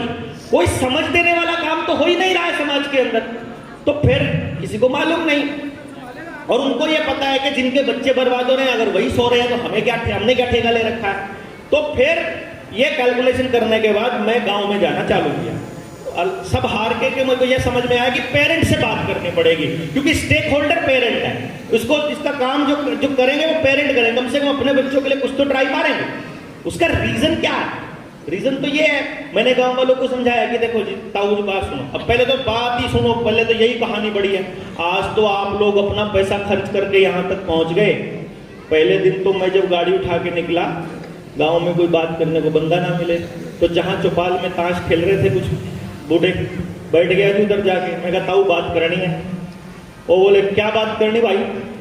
मैंने कहा जी बच्चों के बारे में बात करनी, आने वाले टाइम में हमारे बच्चों के लिए बड़ा खतरा हो रहा है, उस पर चर्चा करेंगे। उसने बोला ऐसे पत्ते बांट रहा था, जब बोला था उसने पत्ते, क्योंकि बाजी खत्म हुई तब मैंने बोलना चालू किया। तो पत्ते बांटते बांटते बोला क्या बात करनी, तो मैंने अगली बात कही, तब तक उसके पत्ते बंट चुके थे ऐसे ऐसे करके। हाँ बोल भाई, मार के पत्ता बोलो। तो मैंने कहा जी थोड़ा सा एक बाजी खत्म कर लो, उसके बाद कर लेते हैं। अब बाजी खत्म, बोले तो लेट होएगी खत्म। मैं कहा कोई बात नहीं, मैं खड़ा। एक हो गई, दूसरी हो गई, तीसरी। उसने देखा कि ये बेशर्म जाएगा नहीं यहाँ से। तो जब बाजी खत्म हुई तो वो पत्ते नपेट समेट के मुझे बोला हाँ बता, अब बता। ले, सारे घूम के मेरी तरफ मुंह कर लिया। तो मैंने उनको अपनी जो बात मेरे पास थी मैंने बताया। और सबसे पहले बात करने से पहले तो उन्होंने मेरे से यही पूछा, मेरे हाथ में काला सा बैग था जैसा होता है अटैची टाइप, उसमें कुछ दस्तावेज थे जो मैंने अपनी फाइंडिंग थी। मैं तो बड़ा राजी होकर जाता था ना, ये दिखाऊंगा सबूत कि देखो मैंने ऐसा ऐसा काम कर रखा है, मैं ये कर चुका हूँ, मैं तुम्हारे बच्चों के लिए ये कर दूंगा, तुम्हारे गाँव के लिए ये कर दूंगा। मैं तो पूरा खुश होकर जाता था कि कोई भी माँ बाप जो है ना वो नहीं करेगा। और बैग को देख के सबसे पहले वही पूछा, भाई क्या बेचना है? मैं कहा मैं कुछ बेचने नहीं आया हूँ भाई, मैं तो बात करने आया हूँ। क्या बात करने? तो फिर जब बात करने लगा और बात बताई मैंने, तो बात सुनने के बाद ऐसे बैठे बैठे, भाई छोरे बात तो तेरी पते की है, 16 आने सच है, पर हमारी तो कोई गराई भी नहीं सुनता, हमारी तो हमारे घर वाले भी नहीं सुनते, हम कुछ नहीं कर सकते। ओके थैंक यू, चल भाई। फिर अगली जगह, फिर अगली बैठक में, कहीं हुक्के पर, कहीं कोई कहीं कोई कहीं कोई। मुझे हौसला कहाँ से मिला जब 3-4 राउंड हो गए। अब हर बार पूनम पूछे कुछ आई बात समझ में लोगों के? मैं कहा आ जाएगी। अब मैं उसको क्या कहूँ कि सुनते ही नहीं है, पूरा दिन भौंक भौंक के आ गया, मैं कोई नहीं सुनता है, कोई सुन ही नहीं रहा।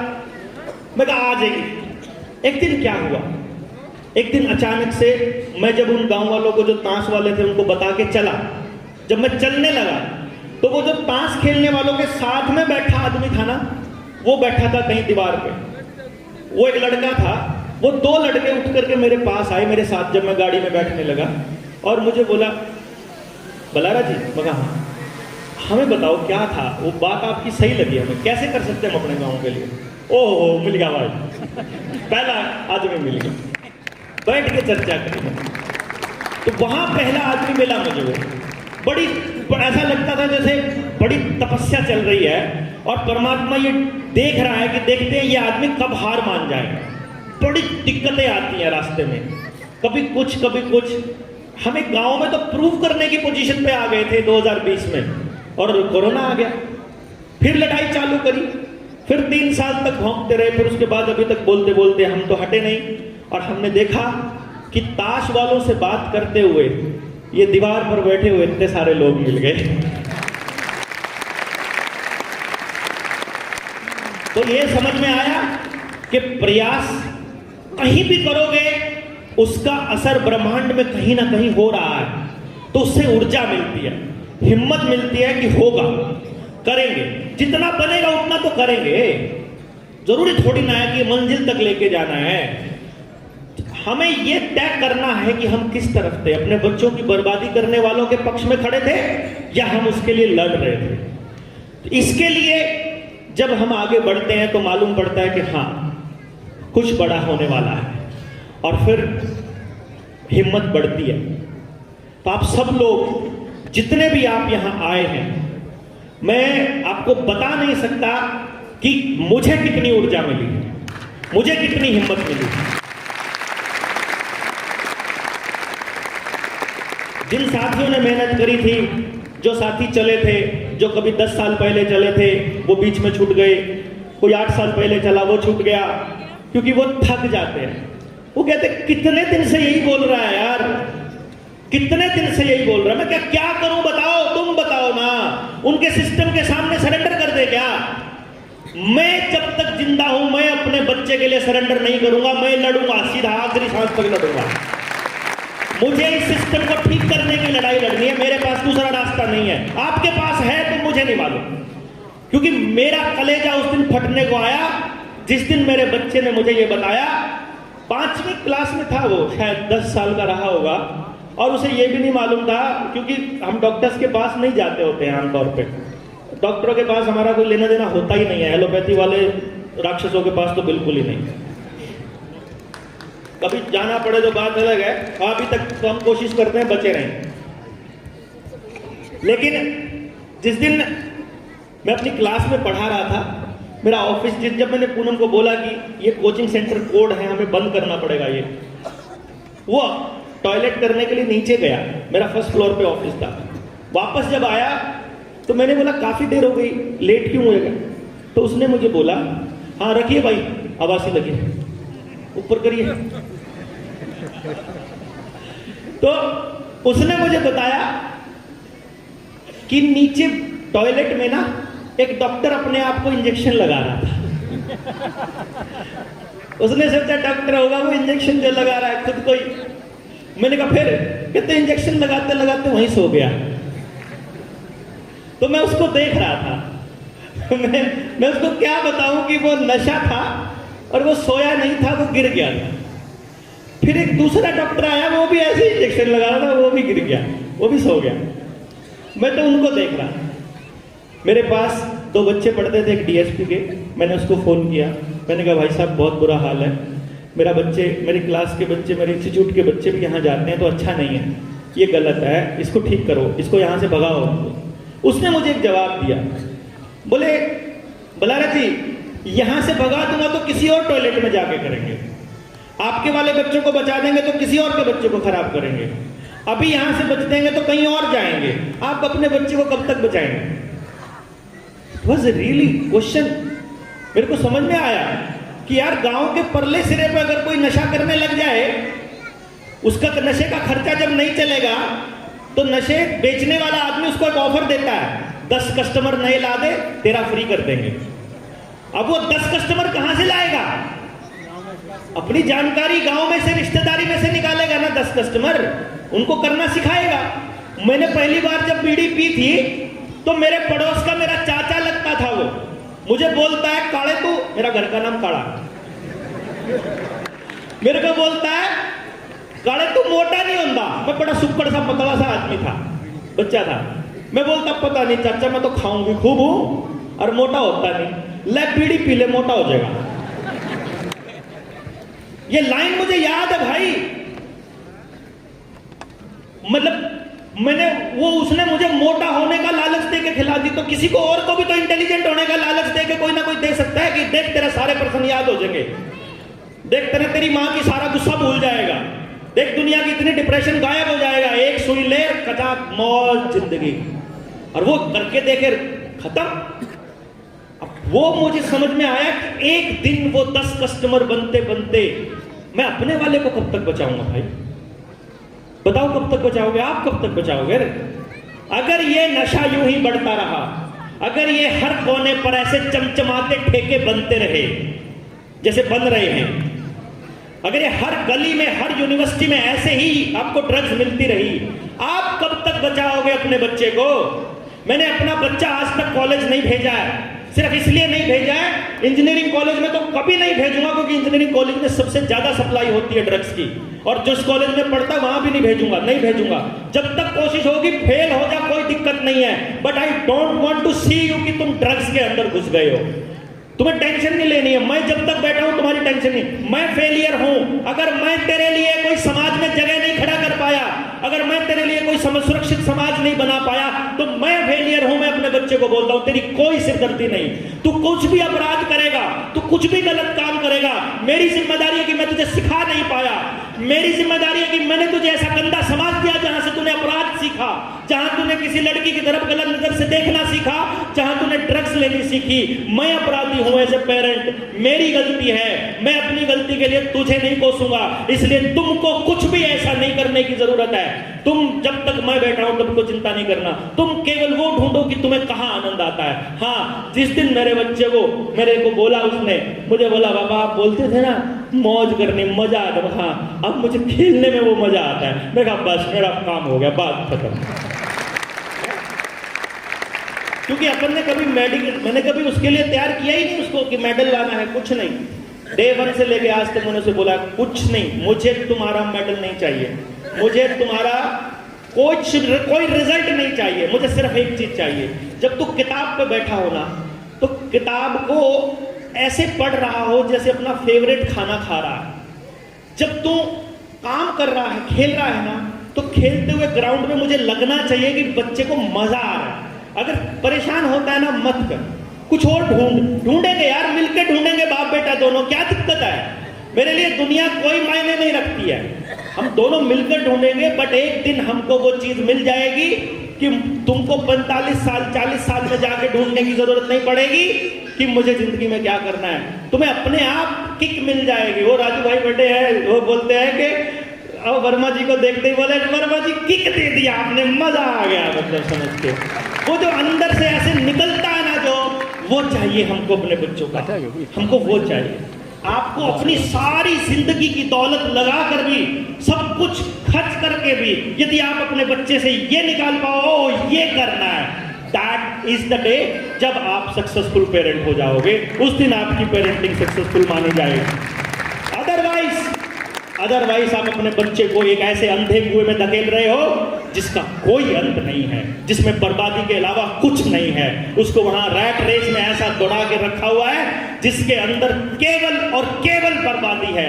एक बार जा करके देखो तो सही, मेट्रो में ऐसे फोन पे लगे गधे गुलाम ऐसे बैठे होते हैं सारा दिन मोबाइल के ऊपर।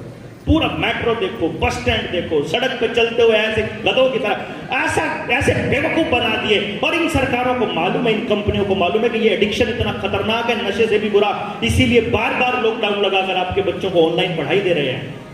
मैंने नहीं दिया, अभी 18 साल का है मेरा बेटा, कॉलेज में जाता है, उसके पास आज भी टच वाला फोन नहीं है। मैंने बोला फेल हो जा, होमवर्क ना कर, स्कूल छोड़ दे, मुझे कोई फर्क नहीं पड़ता, मोबाइल नहीं दूंगा, बस मोबाइल से बढ़िया जहर की पुड़िया खा लियो। क्योंकि मोबाइल वाला बच्चे को आखिर में जा करके एडिक्ट हो करके, बाद में नशा करके, बाद में सुसाइड ही करना है, आखिर में उसे मरना, ये कंफर्म है। ये मैं सबको बता रहा हूं, जो भी करे, अगर आज अपने बच्चे के हाथ से मोबाइल छीन लोगे, वो पैर पटकेगा, रोटी नहीं खाएगा, 10 दिन ना खाए कुछ फर्क नहीं पड़ता।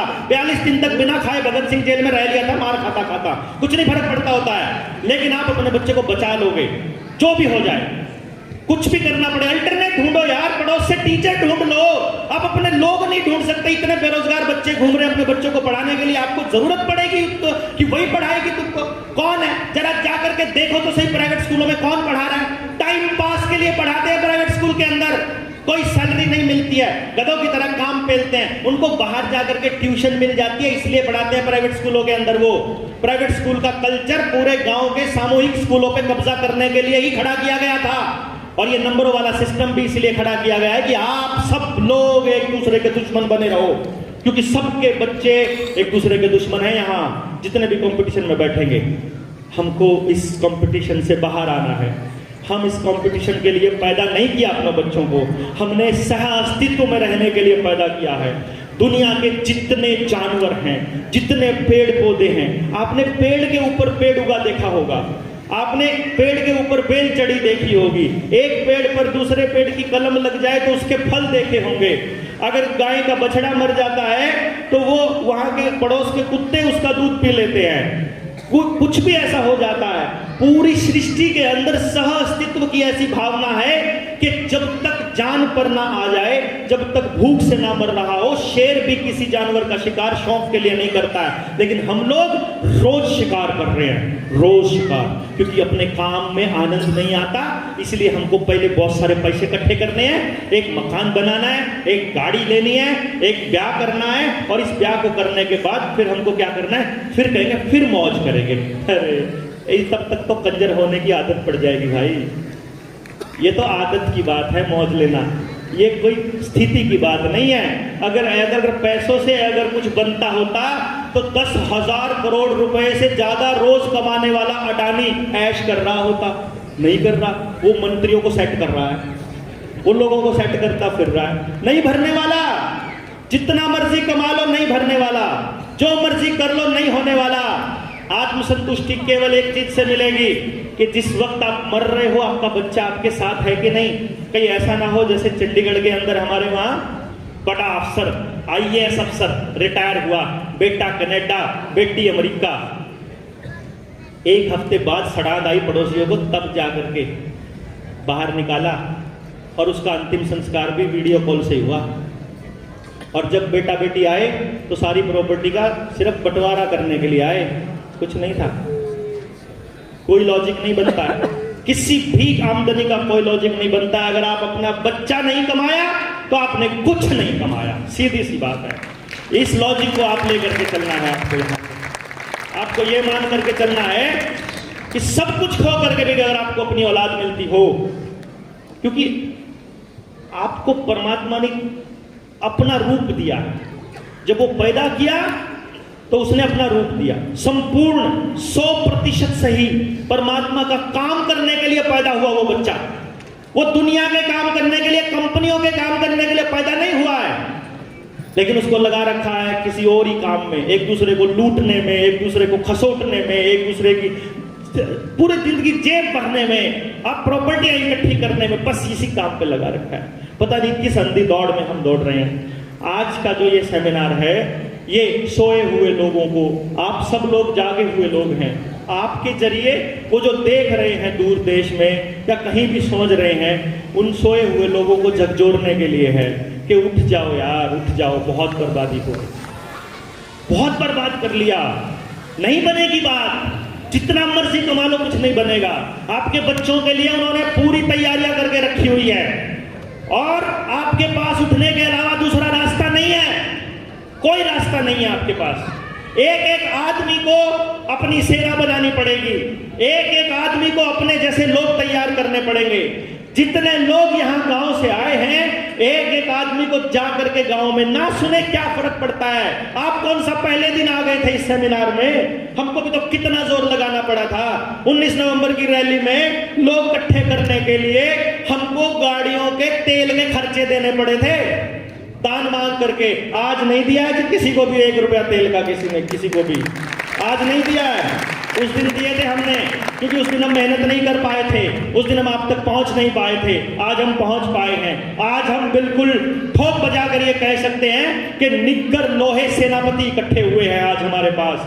आज हम ये कह सकते हैं कि अब हम बदलाव से ज्यादा दिन दूर नहीं है, क्योंकि अब ये ताकत अगर आप में से कुछ लोग निकल के आ जाए, मुझे चाहिए मात्र 200 लोग। अगर 500 हो जाए तो ज्यादा, लेकिन मुझे मात्र 200 लोग चाहिए, 200 लोग। आप एक बोल दूंगा मैं, 200 लोग अगर आप में से समझे हुए आते हैं, आप में से बेसिक ट्रेनिंग पूरी करी, किसने करी है बेसिक ट्रेनिंग एजुकेशन की, बताओ। अरे वाह, पहली कंडीशन है, जिसने नहीं करी है मेरे साथ कनेक्ट होने के लिए बेसिक ट्रेनिंग करनी पड़ेगी, घर पे बैठ के करनी पड़ेगी। घर पे बैठ के, कुछ कहीं नहीं जाना है आपने, कुछ नहीं करना है, ना फालतू सुनना, कॉपी पेन लेके बैठना है। आपके बच्चे की बात मैंने उस ट्रेनिंग में करी हुई है। हर ट्रेनिंग में मैंने आपके हर बच्चे की, जितने लोग बैठे हैं सबके बच्चों का मैंने जिक्र किया हुआ है। आपको वो ट्रेनिंग करनी है, वो इसलिए करनी है क्योंकि जिसने वो ट्रेनिंग कर ली उसे गांव में बताना आ जाएगा कि कहना क्या है, उसे मालूम पड़ जाएगा हम करना क्या चाहते हैं। यहां पर हमारे बीच में ये राजहंस, अपना राजहंस को लीजिए,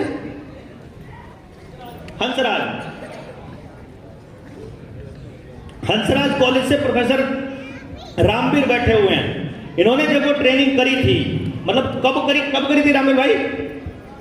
2017 में जब इन्होंने ट्रेनिंग की थी। आप आना एक बारी, आओ स्टेज पे, देखो मैं आपको अगर जिसको ये समझ में आ गई, मैं उसकी सिर्फ एक प्रोसेस बता रहा हूं आपको कि आपको अंदर तक कैसे जोड़ता है वो आपके परिवार, आपके समाज और अपने गांव के साथ में।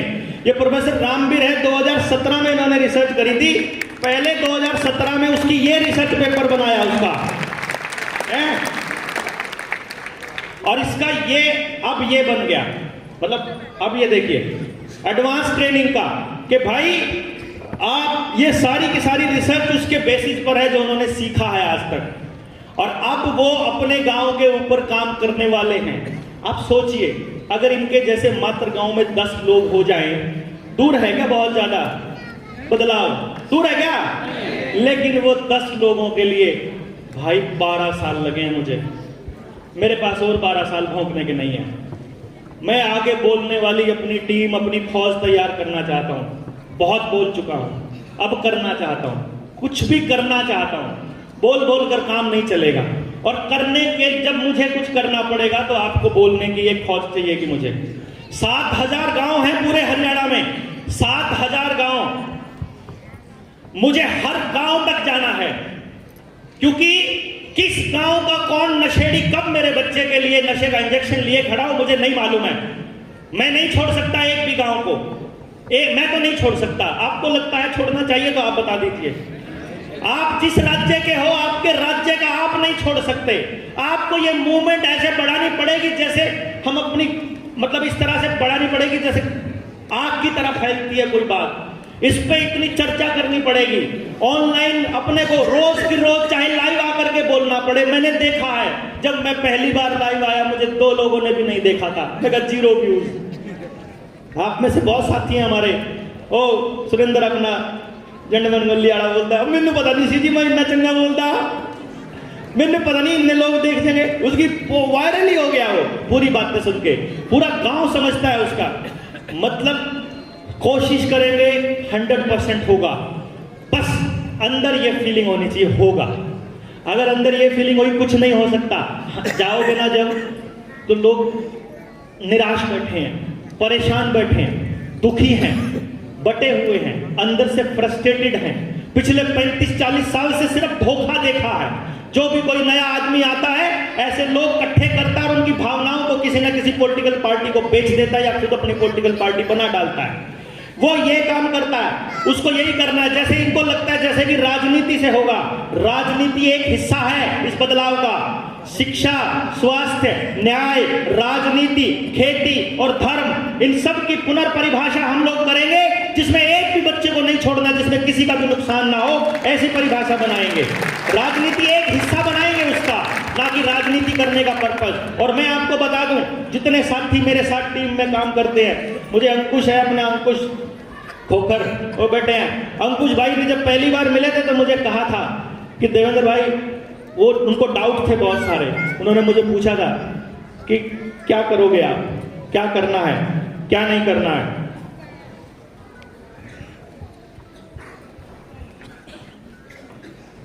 तो उन्होंने कहा करना क्या है।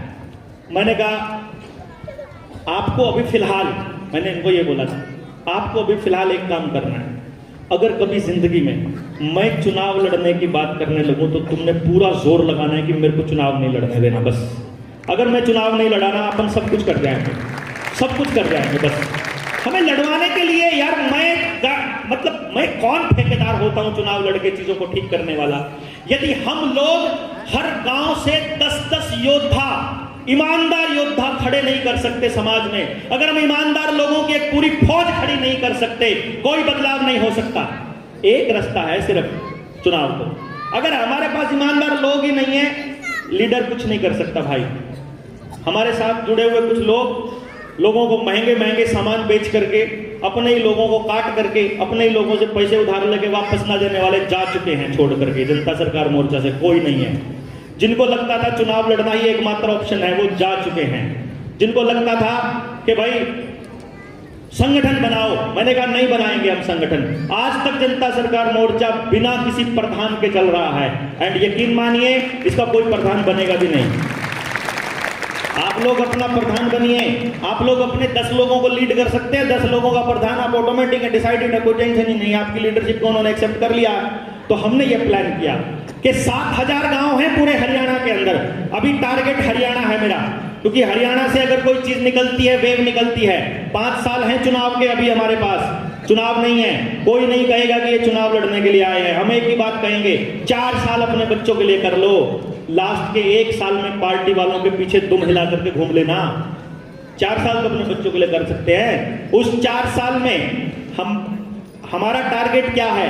हमारा टारगेट ये है कि हर गांव में कम से कम समझे हुए 11 लोगों की एक टीम तैयार करनी है। हर गांव में मिनिमम, अगर हमारे पास 7000 गांव से 11 लोगों की टीम बनाने की कैपेसिटी नहीं है तो हम बदलाव नहीं कर सकते। इसका मतलब जब तक ये 11 लोगों की टीम नहीं बनेगी, हम अगले स्टेप पर नहीं बढ़ पाएंगे। तब तक हम लोगों को ट्रेंड करते जाएंगे, लोगों से बोलते जाएंगे, लोगों के साथ चर्चा करते जाएंगे। तो यदि आप में से मुझे 200 लोग मिलते हैं जो पार्ट टाइम या फुल टाइम, मिनिमम 200 बोला मैंने, जितने ज्यादा होंगे उतना बढ़िया। 7000 गांव में जाने के लिए एक आदमी के हिस्से में 35 गांव आएंगे। 35 गांव में अगर डेली एक गांव में जाता है, सुबह से लेकर रात तक रहता है और वहां काम करता है, तो हमारे पास मात्र 35 दिन के अंदर हम 7000 के 7000 गांव में अपने इस विचार को पहुंचा सकते हैं कि नहीं पहुंचा सकते हैं? क्यों जी, पहुंचाया जा सकता है ना। विचार पहुंचने के बाद बदलाव आसान है। जब तक विचार ही नहीं पहुंचा, जब तक अंदर से ये भाव ही नहीं पहुंचा कि हो सकता है, तब तक कुछ नहीं होगा। मैं आपको ये बात बहुत स्पष्ट तरीके से बोल रहा हूं और बिल्कुल कन्विक्शन के साथ बोल रहा हूं। मैं किसी भी कीमत पर अंधे कुएं में अपने लोगों को, अपने साथियों को, अपनी ट्रेन टीम को नहीं धकेलने वाला। तब तक हम क्या करने वाले हैं, आप हमारे मिशन को एक बार समझ लीजिए कि हम करने क्या वाले हैं। हर गांव से 2 बच्चे लेने हैं हमने, हर गांव से। और हमको वो 2 बच्चे लेने हैं जो माँ बाप अपने बच्चों की कमियां बताएंगे पेपर पे लिख के। जिस बच्चे में सबसे ज्यादा कमियां होंगी वो लेंगे। मतलब अच्छे वाले बच्चे अपने को नहीं चाहिए, जो जिनको आप लोग अच्छा बच्चा कहते हैं वो अपने को नहीं चाहिए। हमको महानिकम्मे बच्चे चाहिए, महानिकम्मे, जिनको आप कहते हो ये किसी लायक नहीं है, ऐसे 2 बच्चे। उन 2 बच्चों को लेकर के 7000 गांव से 14000 बच्चों का एक शिष्य कुल खड़ा करने की योजना है, जिससे हर गांव को 2 योद्धा मिल सके कम से कम आने वाले टाइम में। क्योंकि कोई भी बदलाव जब होता है, मिनिमम 15 से 20 साल लगते हैं किसी भी बदलाव को आने में। आज देख लीजिए, जब हरियाणा का चुनाव हुआ था, चुनाव का रिजल्ट आया था 8 अक्टूबर को। मैंने 7 अक्टूबर के अपने भाषण में एक वीडियो में बोला था,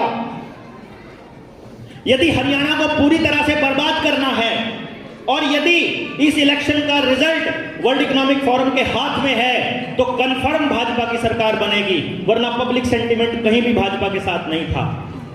उसका कारण है, जब आपका बच्चा 5 साल का होता है तो 15 साल बाद 20 साल का हो जाता है। 15 साल तक अगर उसको नफरत परोसते रहेंगे तो वो बड़ा होकर के खूब नफरती इंसान बनेगा। 15 साल तक अगर उसको विजन देते रहेंगे तो विजनरी इंसान बनेगा। 15 साल तक उसको समाज के लिए तैयार करते रहेंगे तो समाज में बड़े बदलाव की धारणा तय करेगा। 15 साल कम से कम की बात कर रहा हूं, इसलिए उन बच्चों को लेकर के हम शुरू करेंगे कि बड़ा तो नहीं कर पाएंगे, हर गांव को तो बदल नहीं पाएंगे, पर कम से कम 2-2 बच्चों को लेकर के उस गांव को कैसे बदलना है, इसके लिए तो पूरी फौज तैयार कर सकते हैं हम लोग। हो सकता है कि नहीं हो सकता? पॉसिबल है, बहुत आसान है। हर गांव तक जाना, जो जाना मुश्किल है, लोग तैयार बैठे हैं हर किसी को पास में। और सबसे बड़ी बात तो शिष्यकुल की क्या है, मैंने नाम गुरुकुल नहीं रखा है, इसका नाम शिष्यकुल रखा है, क्योंकि उस स्कूल में, उस विद्यालय में, उस इंस्टीट्यूशन में एक भी काम गुरु के हिसाब से नहीं होगा, सब कुछ बच्चों के हिसाब से होगा जिसके लिए वो पैदा हुए हैं। वो हमारे पास सब कुछ है ही है। तब तक आपको हमारी स्किल की अगर जरूरत है, हमें आपसे पैसा नहीं चाहिए। मैं ये कुछ बेचने के लिए आपके पास सेमिनार में करने नहीं आया हूं।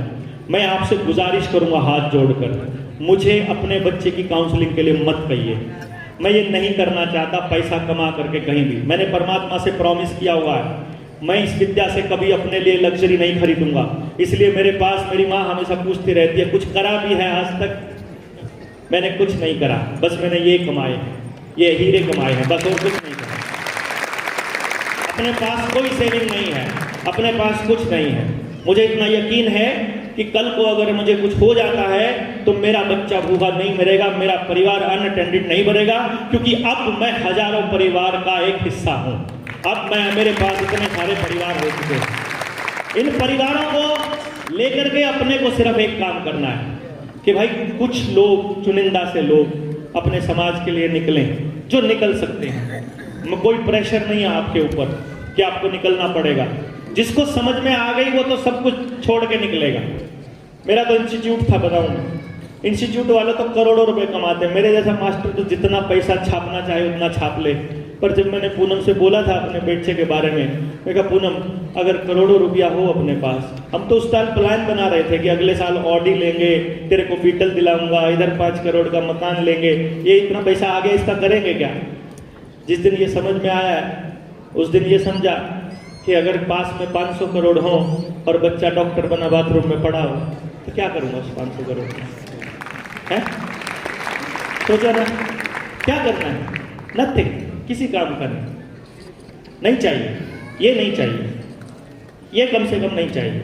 हमको अपने बच्चे के लिए कुछ करना। और मेरा बच्चा अभी तक बचा हुआ है सिर्फ उसका एक ही कारण है, क्योंकि मैं कभी उसको समझाता ही नहीं, कभी नहीं समझाता। हम एक तरह से उस जीवन को जी रहे हैं जो हम बोल रहे हैं, तो कुछ बताने की जरूरत नहीं पड़ती। बच्चों को कुछ भी बताने की जरूरत नहीं पड़ती, इतने इंटेलिजेंट होते हैं बच्चे। उनको ये पता है मां से कब मांगना है, क्या मांगना है, कितना मांगना है, बाप से कब मांगना है, रोना है तो कितनी जोर से रोना है, चिल्लाना है तो कितनी जोर से चिल्लाना है कि बात पूरी हो जाए। उनको इतना पता है, सब कुछ पता है उनको। They know everything, they observe everything.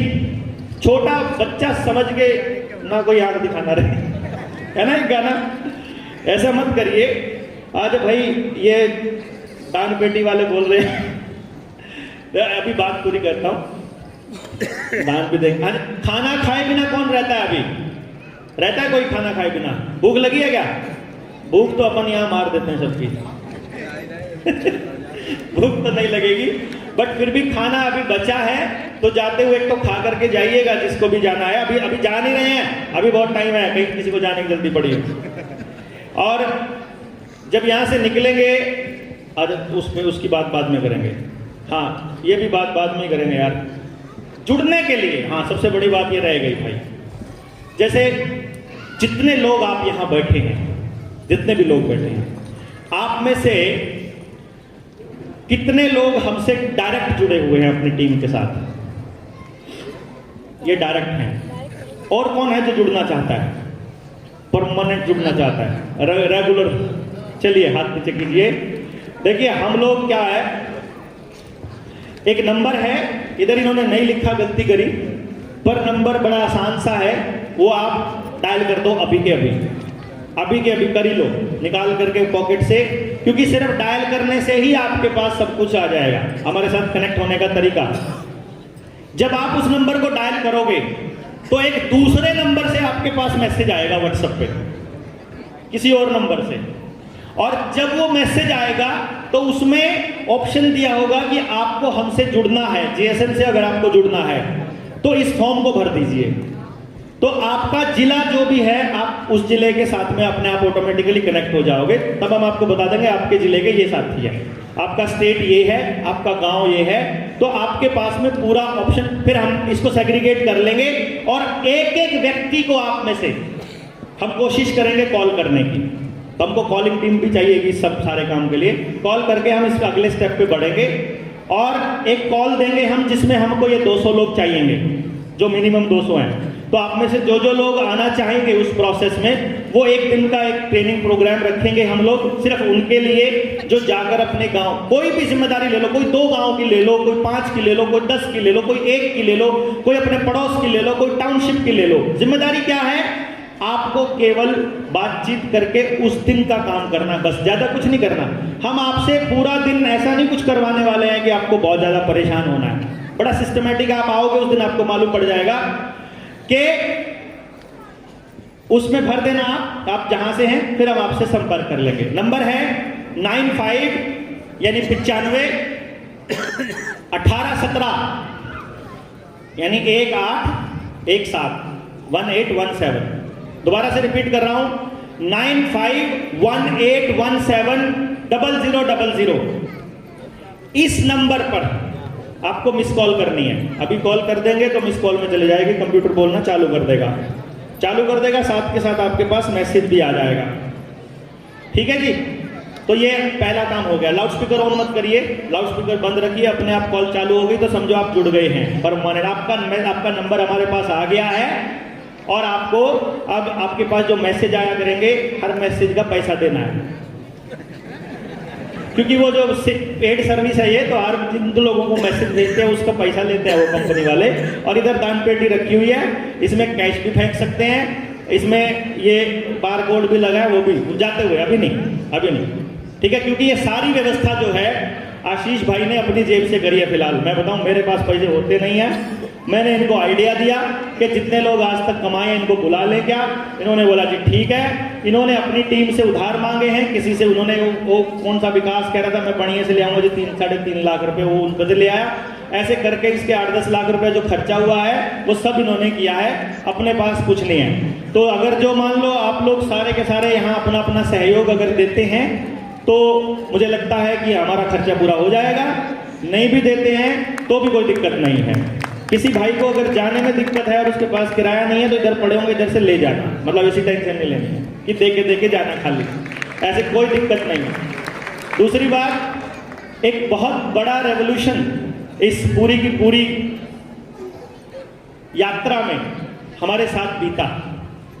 वो रेवोल्यूशन है हमारे बीच में, उस रेवोल्यूशन को शुरू करने वाले और इस पूरी मुहिम को रंग देने वाले शख्स बैठे हैं जिन्होंने अपने जीवन के 15-20 साल लगाए एक रिसर्च पर, ये ढूंढने में कि जिस चीज के लिए हमने अपने बच्चों को भगाया हुआ है, जिस चीज के लिए हमने इसको दौड़ाया हुआ है, वो चीज जिसको हम रुपया कहते हैं, वो क्या है, उसका क्या रोल है हमारी जिंदगी में। और आपको जान करके हैरानी होगी कि जब फाइंडिंग्स आई, जब उसके नतीजे निकले, तो आपको पता चला कि आप अपने बच्चों को छोड़कर जो काम करते हो सुबह से लेकर रात तक, वो कुछ भी नहीं है, पैसा भी नहीं है।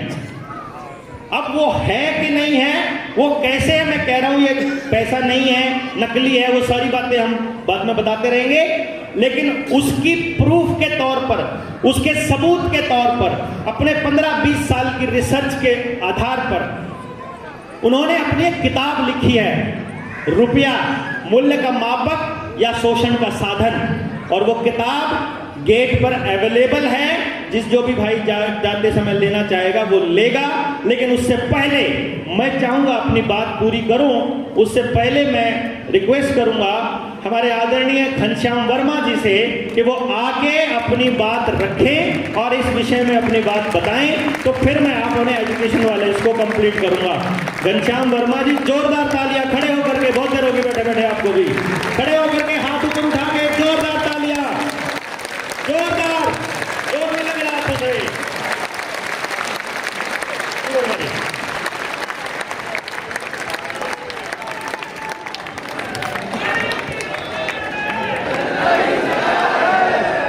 एक बार एक नारा है हमारा, अगर आप लोग पूरे जोश के साथ खड़े होकर के लगा सके सके तो हमको ऊर्जा मिलेगी बहुत। मैं बोलूंगा भारत की हुंकार है, आप बोलेंगे जनता ही सरकार है।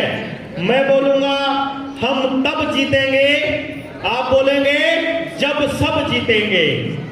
भारत की हुंकार है, भारत की हुंकार है, हम तब जीतेंगे,